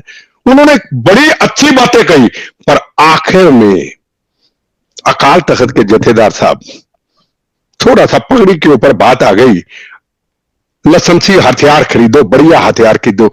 मैं एक पूछना चाहता हूं, हथियार किस लिए खरीदो? किससे खतरा है हमको? कौन सी सरकारों से खतरा है? मोदी से खतरा है, बीजेपी से खतरा है, आरएसएस से खतरा है, कांग्रेस से खतरा है। मोदी वो जिसने करतारपुर साहब खोला, मोदी वो जिसने बेगुनाहों के कातिल आतंकवादी भी छोड़ दिए, हमने विरोध नहीं किया।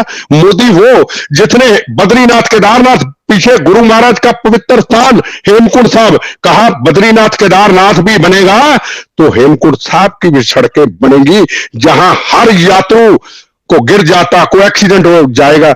उसने सिख, जिसने वो मोदी, जिसने अभी चांदनी चौक के अंदर, लाल किला के अंदर पहली बार गुरु तेग बहादुर महाराज जी का वो पवित्र स्थान वहां लाल किला में सजाया, लाखों की भीड़ हुई, हम उसको नहीं छोड़ते।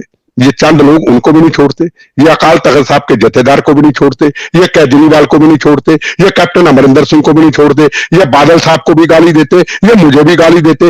अरे फिर क्या करें, किसी को तो बाद लोगों को बताना पड़ेगा। कौम की अगुवाई कौन करेगा? पहले तो ये बताओ।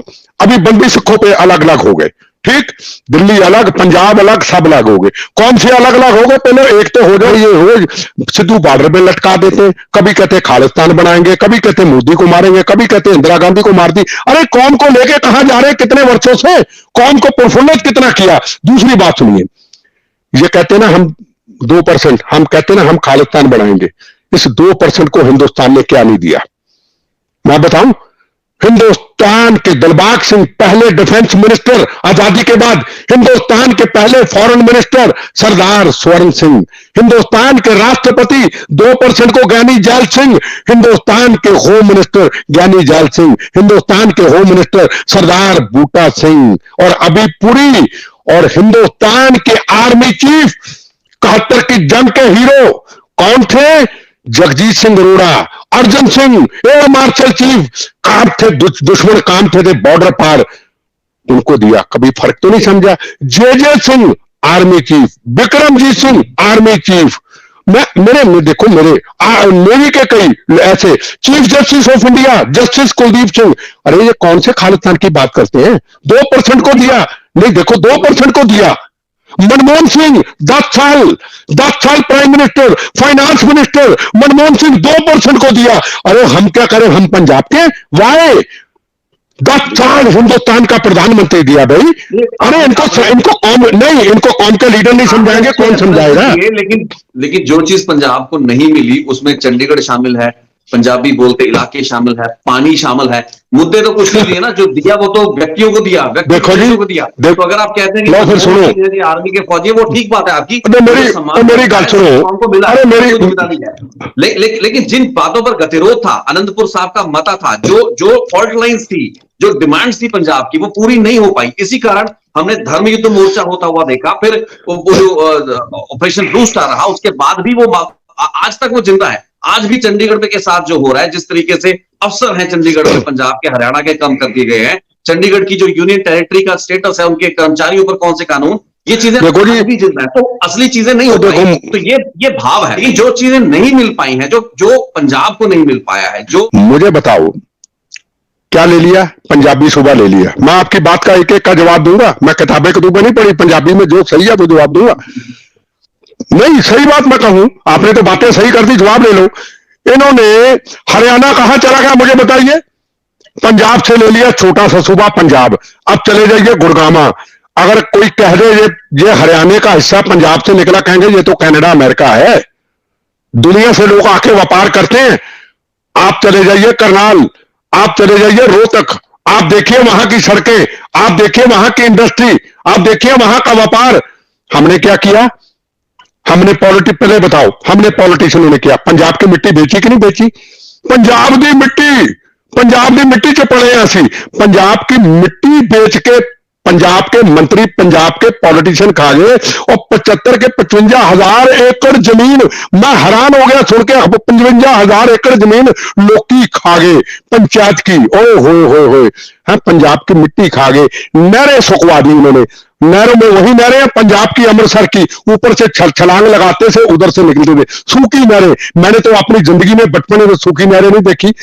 पंजाब की जवानी, पंजाब का किसान 2 एकड़ जमीन बेचारा बेच करके अपने बेटे को, बच्चों को फॉरेन भेजे। बेचारे मुसीबतों में क्यों भेज रहे हैं फॉरेन में? हम नार्को टेररिज्म लाए, हमने नार्को टेररिज्म ठीक किया। अमरिंदर सिंह जी ने बठिंडा में गुरु ग्रंथ साहब की शपथ ली थी ना, और साथ में सब पापी खड़े थे, नीचे जूते थे इनके, जूते। पॉलिटिक्स गंदी होती है। वहां हरमंदर साहब पे गुटका साहब ले गए, वाह बड़ी वाह, गुरु ग्रंथ साहब ले गए और लोगों को बेवकूफ बना के शपथ ले ली, हम नशा खत्म करेंगे। कौन सा नशा खत्म हुआ बताइए? क्या मंच पे बैठने वाला हर एक आदमी पापी गुनाहगार था? वहां जूते थे, वहां गंदगी थी। पहला अपमान गुरु ग्रंथ साहब का वहां पे हुआ। क्या किया? लूट के ले गए पंजाब, विदेशों में ले गए पंजाब, विदेशों में ले गए कनाडा, विदेशों में ले गए, बाहर ले गए, पाकिस्तान में ले गए, पंजाब की खून निचोड़ के ले गए। कौन से पंजाब की बात करते हो बताइए मुझे, जवाब दीजिए। लूटा कि नहीं लूटा इन्होंने? अरबों खरबों रुपया लूटा कि नहीं लूटा इन्होंने? पंजाब की जवानी तबाह कर दी, पंजाब लूट के ले गए, पंजाब की नहरें सुखा दी, पंजाब की मिट्टी खा गए, पंजाब में पॉलिटिशियन बिल्डर माफिया बन गया, किसी ने निकलने बैठ जाएंगे। अरे छोटू से लड़के अमृतसर में देखो, हजारों करोड़ों की जमीनें ले ली। कहां से आई भैया जमीनें? और मेंबर पार्लियामेंट, कई मंत्री, उनके साथ में उनके पार्टनर हैं, बड़ी बड़ी कॉलोनियां बना दी। अरे पॉलिटिशियन का क्या, हम भी पॉलिटिशियन रहे, हम भी मंत्री रहे, हमें तो पता ही नहीं बिल्डर माफिया क्या होता है, हमें तो पता नहीं माइंड माफिया क्या होता है, हमें कुछ नहीं पता, हम इस तरफ गए ही नहीं कभी। आज उठो, हजारों करोड़ पंजाब में पल्ले कुछ नहीं, हमारे कर्जाई हिंदुस्तान की सरकार के तबाह कर दिया। हिंदुस्तान की उस वक्त की सरकारों ने, उस वक्त की इंटेलिजेंस एजेंसियों ने, पंजाब के पॉलिटिशियनों ने, पुलिस के अधिकारियों ने तबाह कर दिया हमारा पंजाब, हमारी जवानी तबाह कर दी। मैंने वो पंजाब देखा है बचपन का, उसकी कोई बात नहीं करता। पंजाब तबाह करके उसकी कलड़ी उखेड़ के ले गए।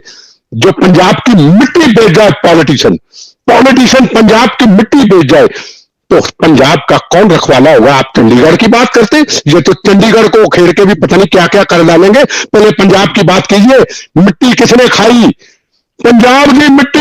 हिंदुस्तान से दुनिया की गल होगी, उनको बताओ ना, पंजाब की मिट्टी ऐसी खाई, निकाल के ट्रेन चलती ना, ट्रेन ऐसे चक कर दे तो आले दुआले जो गांव है ना, वो भी कांपने शुरू हो जाते हैं। उनकी तो कोई चर्चा नहीं करता।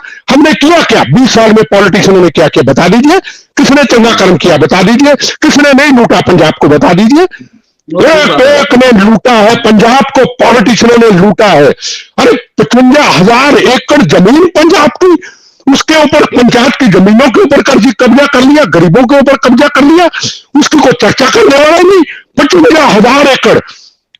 अभी भी मैं सोचता हूं कि मैं गलत नहीं कह रहा। बोल रहे हैं आप, ये पंजाब साहब आप बहुत कम बोल रहे हैं। आप 55,000 एकड़ बोल रहे हैं, ये लाखों एकड़ जमीन है। 55,000 एकड़ बहुत ही कम आंकड़ा है। लाखों लाखों। और पंचायत मंत्री स्टेटमेंट दे रहा है। और सब सरकारें रही पंजाब के अंदर, हम भी मंत्री रहे। हमारे टाइम पे मेरा ख्याल ऐसा नहीं था। हमने पता कौन से मंत्री देखे लक्की जी? हमने देखे मंत्री चौधरी जगत राम, हमने देखे पांडे साहब, हमने संतोख सिंह रंधावा। संतोख सिंह रंधावा वो शख्स था जिसकी पगड़ी पे दाग नहीं था, हमने वो देखे। क्या मंत्री होते थे, देख के लगता था जैसे आजादी की लड़ाई लड़ी होगी इन्होंने उस वक्त। आज मंत्री इतने साल रहे, पंचायत मंत्री के इतने साल रहे, पॉलिटिशियन रहे, हमने पंजाब को क्या दिया? मैं आपसे सवाल पूछ रहा हूं। हमने पंजाब को नोच नोच के खाया है, हमने पंजाब की जवानी को खाया, हमने पंजाब की जवानी को बर्बाद किया है, हमने पंजाब की जवानी को विदेशों में मां बाप से दूर भेजा है। मां बाप दुनिया से चले जाते हैं, बच्चे अपने मां बाप को नहीं मिल पाते। ये पॉलिटिशियनों ने पंजाब में किया है। लाओ मेरे सामने पॉलिटिशियनों को लूटा है या नहीं लूटा, करो इनकी इंक्वायरी करने को है। पंजाब देखा ना योगी, ये योगी आपके यूपी के अंदर खरोच खरोच के निकाला प्रॉपर्टी। अब मारो इनकी प्रॉपर्टियों को, सरकार को दो। जो दंगे कराता है ना यूपी के अंदर, क्या कर दंगे कराता है ना, कर इसकी प्रॉपर्टी ले लो। करे पंजाब के अंदर किसने लूटा पंजाब को? पिछले 25 सालों पे किसने लूटा पंजाब को? पाकिस्तान में पता कितना पैसा गया, दुबई में पिछले समय पे कितना पैसा गया, और पाकिस्तान हमारा पैसा लूट के ले जाए। पाकिस्तान से को आए पंजाब को लूट के ले जाए। पाकिस्तान में पंजाब की कांग्रेस की टिकटें डिसाइड होगी, ये कई साल पहले कह दिया था मैंने। अरे लक्की जी, आप पंजाब की बात करते, कौन से पॉलिटिशियन ने पंजाब को नहीं लूटा? बताइए मुझे। नोच नोच के पंजाब को नहीं खाया। किसी ने फार्म हाउस बना लिए, किसी ने होटल बना लिए, किसी ने दुबई होटल बना लिए, किसी ने ऑस्ट्रेलिया में बना लिए, और पंजाब में फिर हम पंजाब के हित में है जी, हम चंडीगढ़ चाहते हैं जी। पहले आपने जो प्रॉपर्टी पंजाब से लूटी, पंजाब का पैसा नोच नोच के खाया, विदेशों में भेजा। लाओ सारा यहाँ पे लाओ पंजाब की डेवलपमेंट के लिए, फिर आओ चंडीगढ़ की बात करते हैं। पहली कुर्बानी मैं दूंगा, पहली कुर्बानी में लाओ पैसा। और ड्रामा बना रखा पंजाब को, हिंदुस्तान कहां से कहां चला गया। मैं गया चेन्नई, मैं गया केरला, मैं गया मध्य प्रदेश, मैं गया राजस्थान। देखो जरा जाके, देखो जरा जहां वहां के कारोबार, लोगों को व्यापार देखो, इंपोर्ट एक्सपोर्ट के बिजनेस देखो। पंजाब में है क्या जो उठा है, जो पॉलिटिशियन उठता है? Builder mafia, land mafia, mine mafia, शराब माफिया। वाह भाई वाह। अरे कौन ठीक करेगा पंजाब की जवानी को? कौन बचाएगा? नार्को टेररिज्म के ऊपर हमारी जवानी तबाह हो रही है, उसको कौन बचाएगा? क्या पंजाब के पॉलिटिशियन एक मंच पे इकट्ठे होंगे कि हम पंजाब की जवानी को बचाएंगे? कोई होंगे? कोई नहीं है। कोई जाके वहां पे गुरु ग्रंथ साहब की बेटी बड़काड़ी केस के अंदर वहां जाके पॉलिटिक्स शुरू कर देते, धर्म की ठेकेदारी कुछ चंद लोग शुरू कर देते और कहते हम धर्म के ठेकेदार, सिर पे वाल नहीं ऊपर पगड़ी। अरे भाई क्या बात कर रहे भाई, क्या बात कर रहे हैं? चलिए बेटा साहब, आखिरी सवाल आपसे, क्योंकि हम बंदी सिंहों से मुद्दा शुरू हुआ था, तो इस मुद्दे पर आपका क्लियर स्टैंड, और आपने जिक्र किया था कि आप अदालत में भी जा सकते हैं इसके खिलाफ। तो आपको क्योंकि किसी परिवार ने या किसी बंदी सिंहों के परिवारों ने ये जो पंथिक कमेटी बनी है, क्योंकि इसने आप लोगों से या विक्टिम से संपर्क नहीं किया, ऐसी कोई गुंजाइश भविष्य में बन सकती है? जबकि अगर ये लोग आपसे बात करना चाहें, आपसे बात करें, तो बैठ के बात हो सके इस मुद्दे पर? देखो जी, ये देते मुझे धमकियां, और उनकी धमकियों का मेरे पास एक ही जवाब है। अगर मैं चुप हूं, गुरु नानक देव जी महाराज के जो दिन के ऊपर, करतारपुर साहब के शुभ दिन के ऊपर मोदी साहब ने बेगुनाहों के कातिल छोड़े, हम नहीं बोले, मैं फिर जवाब दूंगा। 15 साल में बोला हूं तो आप जवाब दे दे। आपने मेरी कई इंटरव्यू ली है, पंजाब में आग लगाई तो मुझे बता दीजिए।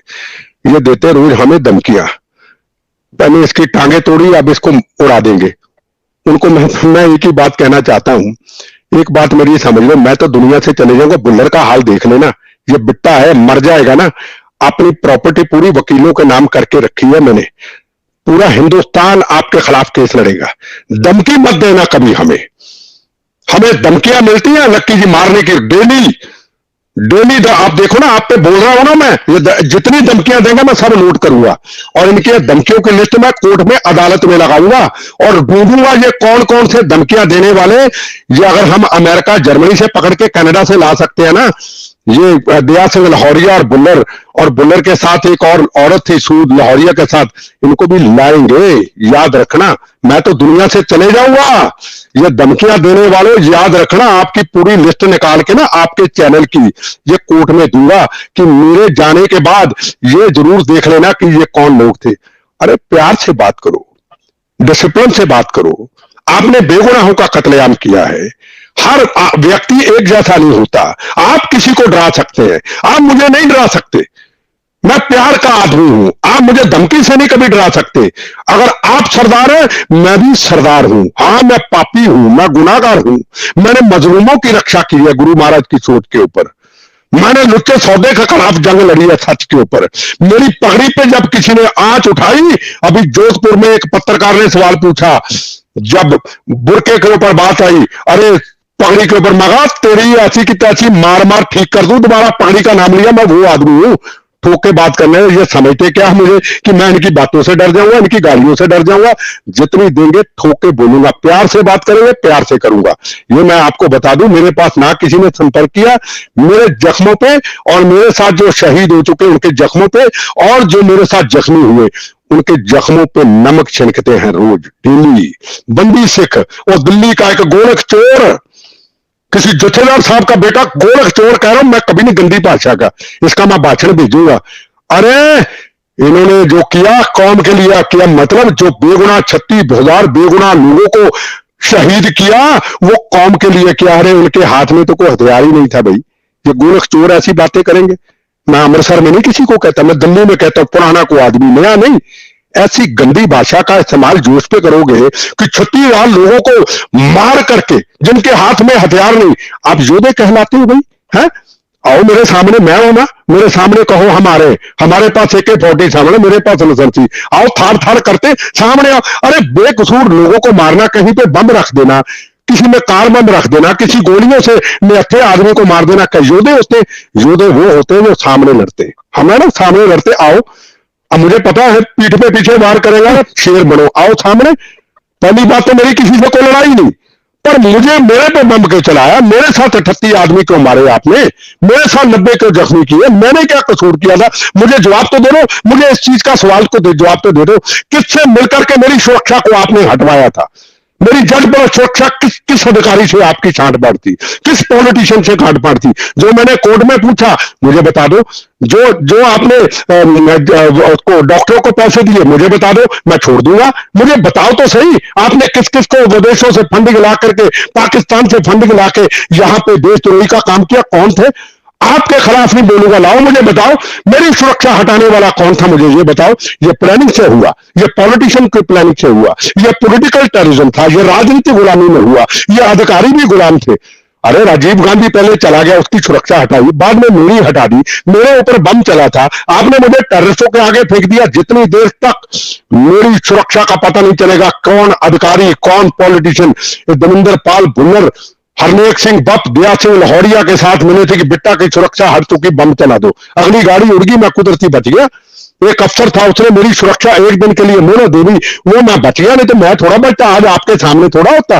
वो उड़ गए, लोग चले गए और बच गया। मुझे असलियत जितनी देर तक पता नहीं चलेगी कि मेरे पे हमला करने वाले के पीछे कौन कौन से पंजाब के पॉलिटिशियन, दिल्ली के पॉलिटिशियन, दिल्ली के कांग्रेस के नेता कौन कौन से शामिल थे, उतनी देर तक पीछे नहीं हटूंगा। मुझे असलियत पता चलेगी। आप लक्की जी कहोगे, मैं कहूंगा लक्की जी कोई बात नहीं, मैं इसके ऊपर सोच लेता हूं। पर धमकियां दोगे, फिर मैं 10,000 परिवार तो मेरे इकट्ठे हो चुके हैं। 10,000 परिवार अगर सुप्रीम कोर्ट चले गए, कितना भी को पॉलिटिकल प्रेशर डाल ले, कितना भी डाल ले, दुनिया तमाशा देखेगी। और जब ये आवाज ये पता चलेगा कि हम जो गुरुद्वारा साहब नमस्तक होते हैं, अपने खून पसीने का पैसा गुरुद्वारा साहब की गोलक में चढ़ाते हैं कि धर्म को प्रफुल्लित करो, हॉस्पिटल बनाओ, स्कूल बनाओ, धर्म प्रचार के लिए लंगर लगाओ, धर्म प्रचार, गरीबों की मदद करो, वो पैसा मुकल रत्तोगी और राम जेठमलानी और कपिल सिब्बल को 20 लाख 1 घंटे की फीस जाता है, तो दुनिया में गुरुद्वारा प्रबंधक कमेटी की बदनामी होगी। ये मैं मुट्ठियों में रखा है, मुट्ठियों में।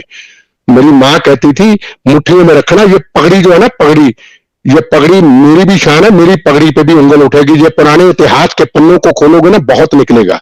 वहां जो गुरु महाराज छाप के जो थी ना मिट्टी, पवित्र मिट्टी, जहां रात दिन गुरु महाराज का पाठ होता था, उस मिट्टी से क्या निकला था, इशारे से बताता हूं। 5 बजे के बाद, फिर कहते पुरानी बातें ना, 5 बजे के बाद घरों में जाके ये क्या करते थे बताऊं, एक एक की लिस्ट है, मेरी ये मुट्ठियां बंद है। इनको मैं बता देता चाहता हूं कि चोरी सीना जोड़ी नहीं चलेगी। जो करना है ना वो प्यार से करो, धमकी मत कभी दे। हमने चोरे तो पहन दिए, धर्म के ठेकेदार तो बन गए, और कहते हैं बंदी सिखों को छोड़ दो। अरे कौन कहता है यार, हम कोई गलत बात थोड़ा कहते, पर अगर आप संत महात्मा है ना, ये संत महात्मा का दर्जा होता है, संत महात्मा है, मेरे पास ना हो, चलो मैं पापी गुनाहगार सिख हो सकता हूं। आम जो शहीद हो गए उनके घर में भी कभी चले जाओ, भाई गलतियां हो गई, गलतियां। अब आपने माखन की बात की है ना, माखन की बात की, मैंने उनकी इंटरव्यू आपके चैनल पे सुनी है ना, उसका बात करने का तरीका कितना अच्छा था, है ना। मैं नाम नहीं उनका, उनको सरदार साहब का बात करने का तरीका कितना अच्छा था लक्की जी, मुझे अच्छा लगा। जेंटलमैन भी, अब ठीक है गलतियां हुई, उन्होंने कर दिया, इस तरीके से चर्चा का विषय करो ना, वो भी तो एक इंसान है ना। माखन कोई छोटी सी बात नहीं थी जिसको उन्होंने मारा, छोटी सी बात नहीं थी, परिवार ने छोड़ा को उन्होंने बड़े तरीके से किया होगा। वो लगता नहीं, उनकी फेस को देख के आपके चैनल में लगता ही नहीं कि उन्होंने माखन का कत्ल किया होगा। उन्होंने भी तो अपने आप को बदला। हम धमकियां देते हैं पंजाब के अंदर, और मुझे रोज धमकियां देते हो, तो भाई यार मैंने आपका क्या बिगाड़ा, मैं देश की बात करता हूं, पूरा देश मेरा है, ये पगड़ी मेरे सिर पे है, मैं एक पापी सा गुनाहगार सा सिख हूं। ये बिट्टे की शान नहीं है, ये मेरी पगड़ी है। अगर पूरी दुनिया में, पूरे देश में मुझे इज्जत मिलती है तो मुझे थोड़ा मिलती है, ये मेरी पगड़ी को मिलती है। लाखों लोगों में अकेला सरदार होता हूं, और कदा सरदार साहब आगे, और बिट्टा जी आगे, सरदार साहब आगे। बिट्टा जी नहीं कहते, सरदार साहब आगे क्यों कहते? सरदार साहब ये पापी गुनाहगार व्यक्ति के ऊपर सिर पे पगड़ी है। ये पगड़ी की लाज रखें। कोई भी हम पगड़ी लेके गलत काम करेंगे, सिंधु बॉर्डर पे काटेंगे, बूढ़े सोनवाल करेंगे, और याद रखना को हमारी बाहर इज्जत नहीं होगी। हम बाहर के लोगों को जोड़े। लोग क्या कह रहे हैं आज, बाहर के लोग कहते हैं यार इतनी मार्शल कौन, ये क्या करते, ये फेसबुक पे एक दूसरे को गाली निकालते रहते, गंदी गालियां निकालते, पूरी दुनिया में को गाली में निकालता। ये हमारी पहचान कहां, हमारी पहचान एक गुरु महाराज का पाठ पवित्र, कहां हम गाली फेसबुक पे एक दूसरे को रोज यूट्यूब पे गाली देते। इनसे हमारे से तो मैं कई बार सोचता हूँ, गुरुद्वारा साहब पे जो मच्छियां ना 24 घंटे गुरु महाराज यहाँ पाठ होता है, गुरु ग्रंथ साहब का 24 घंटे कीर्तन आसपास घूमती रहती है। वो पाठ की गुरु महाराज देखो कितनी कृपा, हमारे से लाखों दर्जे अच्छी है, वो पाठ सुनती है, पवित्र बाणी सुनती को अच्छे कर्म की है। हम क्या करते हैं, हम एक दूसरे को रोज घटिया किस्म की गाली देते हैं। अरे तुम्हारी माँ भी मेरी, मेरी माँ भी तेरी, तेरी बहन भी मेरी, मेरी बहन भी तेरी है। पंजाबी पंजाबी को नहीं छोड़ता। ये हिंदुस्तान की क्या बात करेंगे मुझे बताइए। ये पूरे पूरे पंजाब में देखो, किसी की इंटरव्यू देख लो, इनका एक नंबर का काम है। किसी ने तो पार्टियों ने हाईजैक कर लिया, अपने कमेटियां बिठा दी, गाली दो।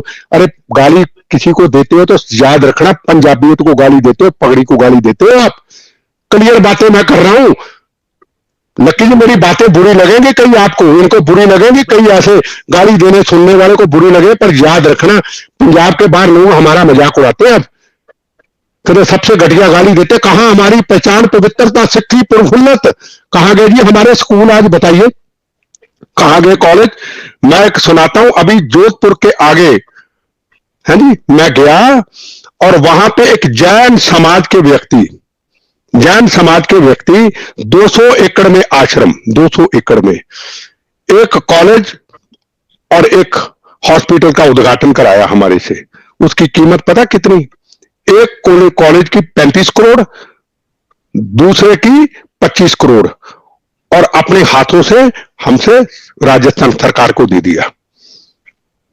और सुनिए, मैं बात बता, छोड़ने में चाहते वो, और लंगर 24 घंटे चलता है। यह पूना के अंदर एक धारीवाल परिवार है, 70 करोड़ रुपया कश्मीर के अंदर कश्मीरी बच्चों के लिए मिलिट्री से स्कूल लेकर के प्लेन खड़ा करते हैं और चले जाते हैं हस्बैंड वाइफ, हस्बैंड वाइफ चले जाते, 70 करोड़ रुपया बताते नहीं। कर्नाटका के अंदर मैसूर के पास 10,000 बच्चों को पढ़ाया जाता है, 10,000 बच्चों को खाना भी दिया जाता है, पैसे नहीं लेते।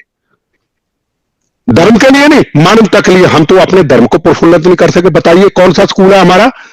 एक गुरु रामदास स्कूल होता था अमृतसर, जहां मैं पढ़ा करता था, खत्म कर दिया। गुरु रामदास जी का हॉस्पिटल नीलम संजीवन रेड्डी ने कभी उसका शायद उद्घाटन किया था। अब देख लीजिए वहां है क्या, हालत क्या है। दिल्ली के कॉलेज स्कूल देख लीजिए, टीचरों को तनख्वाह देने के लिए पैसे नहीं। कौन सा धर्म प्रफुल्लित किया जी इन्होंने? हम बातें क्लियर करें। चंडीगढ़ पंजाब की आपने बड़ी बातें कर ली, अरे हम धर्म प्रफुल्लित नहीं कर रहे। जितनी देर तक हमारे स्कूल, हमारे कॉलेज, हमारा धर्म का प्रचार नहीं होगा, हमारे मानवता के लिए हॉस्पिटल नहीं होंगे, जिस मानवता के नाम पे शिक्षी जानी जाती है, तो बता दीजिए मुझे को है तो बता दीजिए। हाँ, एक कर्नाटक के, हाँ, एक गुरु नानक देव जी का स्थान है, मुझे नाम याद नहीं, वहां में अभी मत्था टेक के 10,000 बच्चों को पढ़ाया जाता है, हिंदू, मुसलमान, सिख, ईसाई। वहां की गुरुद्वारा प्रबंधक कमेटी एक ही है हिंदुस्तान के अंदर, ईमानदारी से पढ़ाते हैं।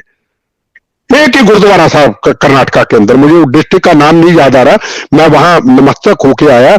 उन्होंने कहा जी स्कूल में आइए। मैं कहा सिख बच्चे नहीं, कहते सिख भी, हिंदू भी, मुसलमान भी, ईसाई को, सिखों की तादाद कम है, पर कौन चलाता है? गुरुद्वारा प्रबंधक कमेटी।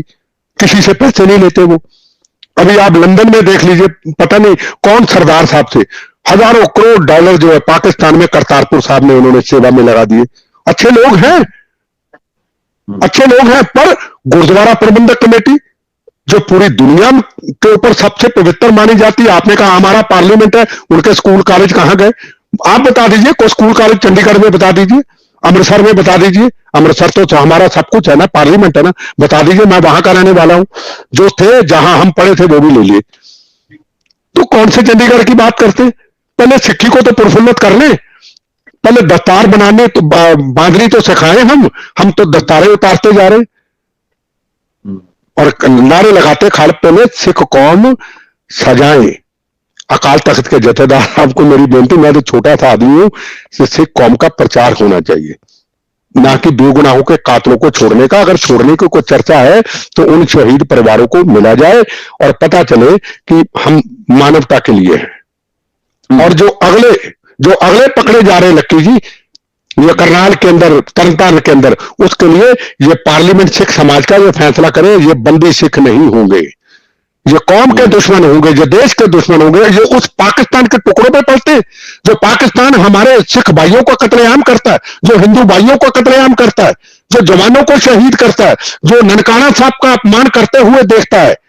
उस पाकिस्तान से जिसने मारा रंजीत सिंह जी का स्टैचू के टुकड़े टुकड़े कर दिए, उस पाकिस्तान पे टुकड़ों पे पल करके हमारी सिख कौम को बदनाम करते, इसकी चर्चा क्यों नहीं करेगा जी? बताइए कोई।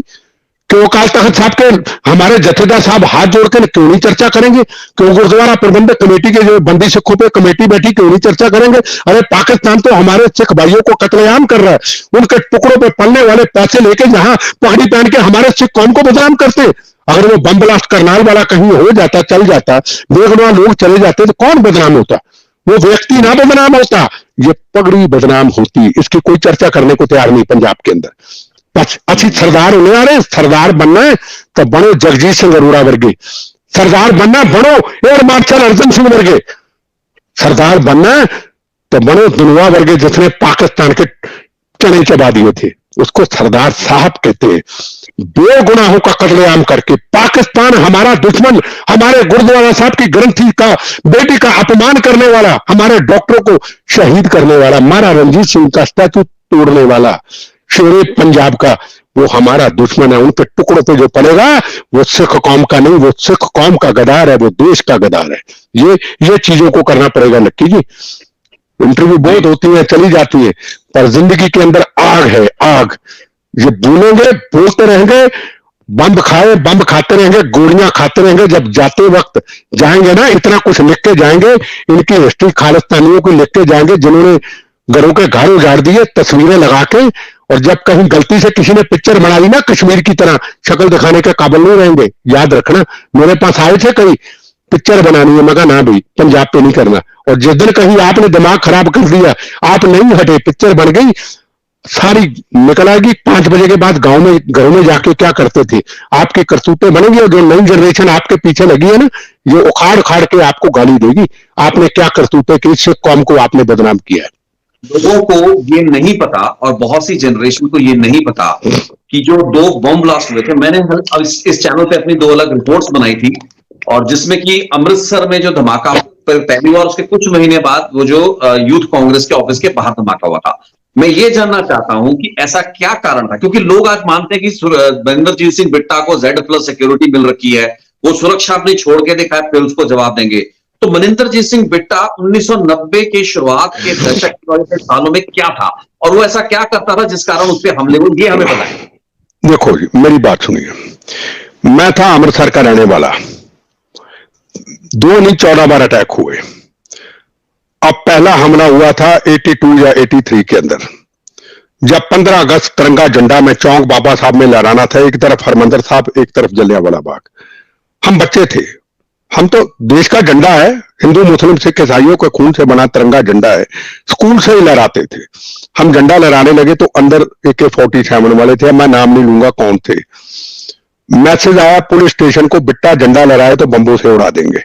एक पुलिस स्टेशन का ऑफिसर आता है, उसका नाम होता है चमन लाल, मुझे अभी तक याद है। कहता रास्ता बदल, मैं कहा ना, मैं कहा मैं को देश के खिलाफ झंडा लहरा रहा हूं, मैं देश का झंडा लहरा रहा हूं, ये खून से सजा तिरंगा झंडा है, जलियांवाला बाग के हिंदू मुस्लिम सिख ईसाइयों का, भगत सिंह राजगुरु सुखदेव का है, मैं तो लहराऊंगा। 5 बजे बम फेंके, ये हरमंदिर साहब भाग जाते हैं, मैं पीछे भागता हूं, अंदर चले जाते हैं। मैं उस वक्त की बात कर रहा हूं। 12 बजे जब झंडा लहराता हूं, फिर आते मेरे मंच के ऊपर, खालिस्तान के पंफलेट फेंकते, और पंफलेट फेंक के खालिस्तान के नारे, जिंदाबाद नहीं बोलने देगा, इनके बहुत काफले चलते, शाम को गिरफ्तारियां होती है। फिर कहते तिरंगे झंडे को उतार के आग लगाएंगे। मैं कहानी सुनाता हूं, हम तिरंगे झंडे के नीचे पहरा देते हैं, भारत माता की जय, बूढ़े सोनेयाल, वंदे मातरम। 5 बजे तिरंगा झंडा जब सूरज डूबने लगा, छाती पे लगा के जाते, बम्बू गोलियों का जवाब देते। ये मेरी जिंदगी की शुरुआत होती है। जब ये दीवारों पे निकलते, धोती टोपी जमना पार, हिंदू समाज को सरेआम गाली देते, जिनका कोई तलक नहीं था। रात को काला रंग नीले रंग का डब्बा लेके नारों को मिटा के लिखते, भारत मां के 4 सिपाही, हिंदू मुस्लिम सिख ईसाई, प्रथम राष्ट्र। उस वक्त गोलियां चलाते हैं, फिर ये चलाते हैं गोलियां, मेरे पे बम इसलिए चलाते, मैं इलेक्शन नहीं लड़ना चाहता था, जिंदगी में इलेक्शन मेरा मकसद था ही नहीं, मंत्री बनना मेरा मकसद था ही नहीं। मेरा था कि पंजाब में बहनों के सुहागों को बचाऊं, गुरु महाराज की प्रफुल्ल सिक्की बदनाम ना हो, मैं अमन शांति के लिए काम करूं। ठीक, उसके बाद ये क्या करते हैं कि चैलेंज करते हैं, बिट्टा अगर चुनाव लड़ेगा तो हम बम्बों से उड़ा देंगे, जो वोट डालने का हाथ काट देंगे। हरमंदिर साहब के आसपास का एरिया होता है, मैं चुनाव नहीं लड़ना चाहता। मैं कहा मैं पूरे पंजाब में प्रचार करूंगा।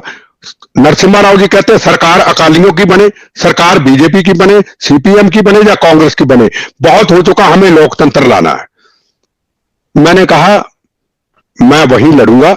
अगर ये बम चलाने की बात करते, डराने की बात करते, तो मैंने इलेक्शन लड़ी, पंजाब से सबसे ज्यादा वोटों से जीता, और उसके बाद हमने लोगों में जाना शुरू कर दिया, अमन शांति का काम शुरू कर दिया। लोगों के काम धंधे तबाह हो चुके थे, लोग खत्म हो चुके थे, सब तरफ दहशत थी। हम खुद निकले मैदान जंग में, और सुबह इन्होंने एक फंक्शन पे जाना था, 2 कारों में बम लगा दिया। ये अमृतसर। मैं आपकी पुलिस और इंटेलिजेंस एजेंसियों की कमजोरी की बात बताता हूं, और उससे पहले एक बार गोली चल चुकी होती। मैं क्रसिज पे चलता हूं, 1 नंबर कमरे में सर्किट हाउस में होता हूं, और मेरे साथ एक मेरा साथी होता है। मैं कहा यार सुबह बम चलेगा, कहता आप कैसे करें, कैंसिल कर दो। मैं कहा नहीं, अखबारों में इश्तेहार आ गए, मुझे सुरक्षा का बहुत ध्यान रहता है, कहां क्या हो सकता है, पर पुलिस को नहीं था, जो तनख्वाह लेते उनको कोई अकल नहीं थी। कहता कैंसिल, मैं कैंसिल नहीं होगा, कहेंगे डर गए। मैं कहा सुबह ये बम लगाएंगे, 2 बम लगाते हैं। मैं बुलेट प्रूफ गाड़ी में बैठने लगता हूं, मेरी कार का ड्राइवर मिनिस्ट्री कार का तिरंगा झंडा खोल देता है, मुझे तिरंगे झंडे से प्यार है। कहता साहब बैठो, मुझे पता बम चलने वाला है, मुझे ज्ञान है इस चीज का। मैं बैठ जाता हूं, काफिला चलता है, जैसे हूटर बैठता लाल झंडियां हिलती है। मैं कहा ये लाल हूटर ही मुझे मरवाएगा। जैसे पुल होता है मेरे पे ब्लास्ट होता है। छोटे छोटे बच्चे, स्कूलों के छोटे छोटे बच्चे स्कूल पढ़ने जाते हैं, कई बच्चे उड़ जाते हैं, तारों पे लटक जाते हैं, घोड़े टांगे वाले टांगे के ऊपर घोड़े ऊपर, आधा घोड़ा ऊपर टांगों पे देखा लटकता देखता हूं।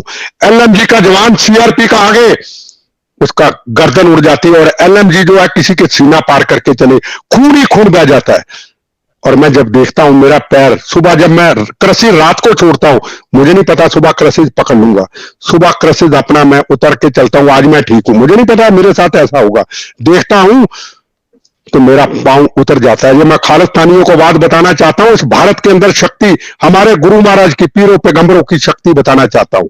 और नीचे उतरता हूं, मेरे गनमैन मुझे पकड़ते हैं, लेके जाते, फिर ऊपर से फायरिंग करते मेरे ऊपर, मेरे गनमैन जख्मी हो जाते हैं, कुछ शहीद हो जाते हैं।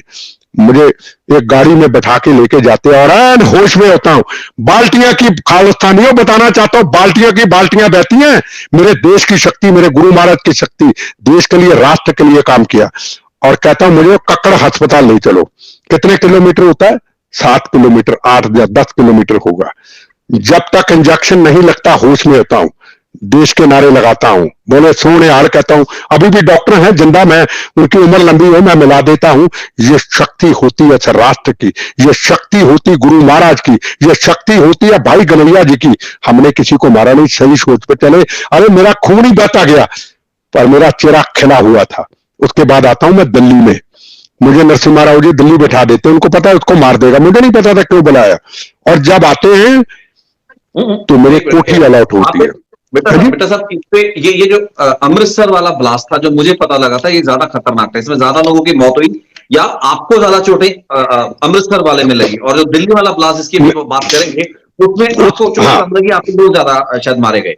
अमृतसर जो ब्लास्ट हुआ उसमें एक आतंकवादी था, राणा प्रताप, पंजाब के एक मंत्री का, खडूर साहब, वो एक मंत्री का खास रिश्तेदार था।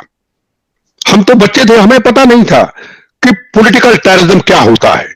उसने मेरे ऊपर ब्लास्ट किया, परमजीत सिंह पंजवड़, कई और थे, और पंजाब में एक मंत्री उसका साथ था। और जब मैंने थोड़ा सा शोर मचाया, उसका इनकाउंटर हुआ। कहां पे? बॉम्बे के, उसका इनकाउंटर करा दिया गया, मुंबई में। सारे सुराग ही खत्म कर दिए। चलो, मुझे दिल्ली ले गए। दिल्ली जब मैं यूथ कांग्रेस का प्रेसिडेंट बना, जब मैं माहौल देखा पार्लियामेंट के पास, गाड़ियां खड़ी है, मैं कहा कार बम चला यार, कोई और लगा देगा। एक डीसीपी को बोला यार यहाँ कार बम लगा देगा यार, मेरी जिंदगी का कोई नहीं, मेरे साथ जिंदगियां को जाए, मेरे साथ और लोगों के, बहनों के सुहाग के उजड़े। खैर Z+ सुरक्षा हुई, 15 दिन में सुरक्षा मिलती है। लक्की साहब, हकीकत बताता हूं, प्राइम मिनिस्टर के बाद पावर होती मेरे पास, पर मुझे समझ नहीं थी, नया नया गया था, भगवान ने बचा दिया। ये बम चलना था पंजाब भवन में, मिनिस्ट्री छूट के नीचे कंटीन में, पूरा पंजाब भवन उड़ाना था इन्होंने। पर क्या हुआ कि वहां सुरक्षा थी, कर नहीं पाए। 1 महीने से जिद्या सिंह लाहौरिया, हरनेक सिंह बप और ये भुल्लर, ये जनपद होटल में कार बम तैयार करके, एम्बेसडर कार में तैयार करके वहां रखा था, जनपद होटल में, मौके की तलाश में थे। पंजाब के ऑफिसर कहते कि बिट्टा के ऊपर ब्लास्ट होगा, चिट्ठी लिखते हैं, ब्लास्ट होगा, इंटेलिजेंस को लिखते हैं, दिल्ली पुलिस को लिखते हैं। 15 दिन के अंदर क्या साजिश होती है इन पॉलिटिकल टेररिज्म की, पॉलिटिशियन के साथ मिलके, अधिकारियों के साथ मिलके। 15 दिन में मिली हुई सुरक्षा। तो विड्रा की चिट्ठी आती, मैं एक रैली करके पटना से आता हूं, मेरा पीए कहता आपकी सुरक्षा विड्रा। मैं एक ऑफिसर को फोन करता हूं, कहता पंजाब में तो हमें इंफॉर्मेशन आई कि आपके ऊपर ब्लास्ट हो सकता है, आप होम मिनिस्टर को मिल लो। मैं होम मिनिस्टर को मिलने सुबह जाता हूं 12 बजे, मेरा होम मिनिस्टर का टाइम आगे हो जाता है। लोगों की जिंदगियां बचनी थी, 600 लोग थे, 500 लोग थे, मर जाते अगर उस वक्त चलता। उसमें 1 घंटे का काफला, 1 घंटे का समय मिला, पब्लिक चली गई, मैं काम करने लग गया। जैसे काफला निकला, ब्लास्ट हो गया। ली मेरिडियन तक अंदर फॉरनर कई लोग शहीद हो गए, और किसी का सिर उठा के लाए हाथ, वो अटल बिहारी वाजपेयी जी की कोठी से लाए। खतरनाक था, बम में लाशें बच गई।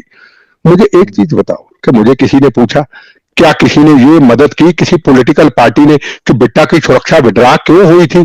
उसके ऊपर बम चला, जब अमृतसर में चल चुका था, जब खतरा था, उसके ऊपर बम चला, सुरक्षा क्यों विड्रा हुई? क्या इसकी कभी ये बंदी सिखों की कमेटी जांच कराएगी कि बिट्टा की सुरक्षा वापस क्यों हुई थी? मैं इनसे पूछना चाहता हूं। मैं तो जिंदा मिसाल हूं ना, हर चीज की जिंदा मिसाल हूं। अगर ये जिंदा मिसाल को कभी खालिस्तानी ये बम्बों से चला के मुझे खत्म भी करेंगे, वो सबूत छोड़ के जाऊंगा हर गांव के, हर गांव के वो सबूत छोड़ के जाऊंगा। सिख कौम को बदनाम करने के लिए आपने क्या क्या गुनाह पाप किए, मलबे के अंदर से पिंजर मिले, पवित्र स्थानों के पर किन किन लोगों को मारा, याद रखना। ये कभी शक्ल दिखाने के काबिल नहीं रहेगा। मेरी बात सुन लेना, बम चलाने गोलियां चलाने से पहले मेरी बात सुन लेना।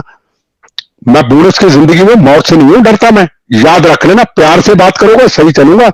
लक्की जी सामने बैठे, धमकियां दोगे, परवाह करने के लिए ऐसे बिल्कुल तैयार खड़ा हूं, कभी भी आ जाना। कि मुछे कहते मुच्छा मरोड़ के बिट्टा बड़े पुठे सीधी गल्ला करता है, बड़ा चवा होकर गल्ला करता है। लोगों ने जो कई कमेंट लोग कर रहे हैं, उनकी तकलीफ ये भी है कि इतनी इतनी जोश में उत्तेजना में ऐसी बात करते हैं, औरतों को इतनी तीखे सुर में बात नहीं करते हैं इन लोगों के खिलाफ। तो आधी तो तकलीफ ये भी है ना कि बिट्टा की में इतनी तलखी क्यों है, बिट्टा में अकड़ किस चीज की है। ये बुजदिल, ये कायर, बम लगा दिया, भाग गए, फिर डिप्रेशन में चले गए, हमें छुड़ा दो राज्यपाल, हमें छुड़ा दो, हम तो फांसी पे चढ़ जाएंगे। अरे फिर फांसी पे चढ़ जाओ ना, फांसी पे चढ़। सुरक्षा को मैंने सरकार से मांगी, मैं कहता हूं चलो मैं सुरक्षा के बगैर आ जाता हूं। अब बताओ मैं कहां आऊं, मुझे बता दो। पर आना सीधे, सरदार घात लगा के हमला नहीं करता, सीधा आना। आओ ना, आओ सीधे आ जाओ। पहली बात तो मेरी लड़ाई कोई नहीं, पर ये रोज सुरक्षा की बात करते हैं।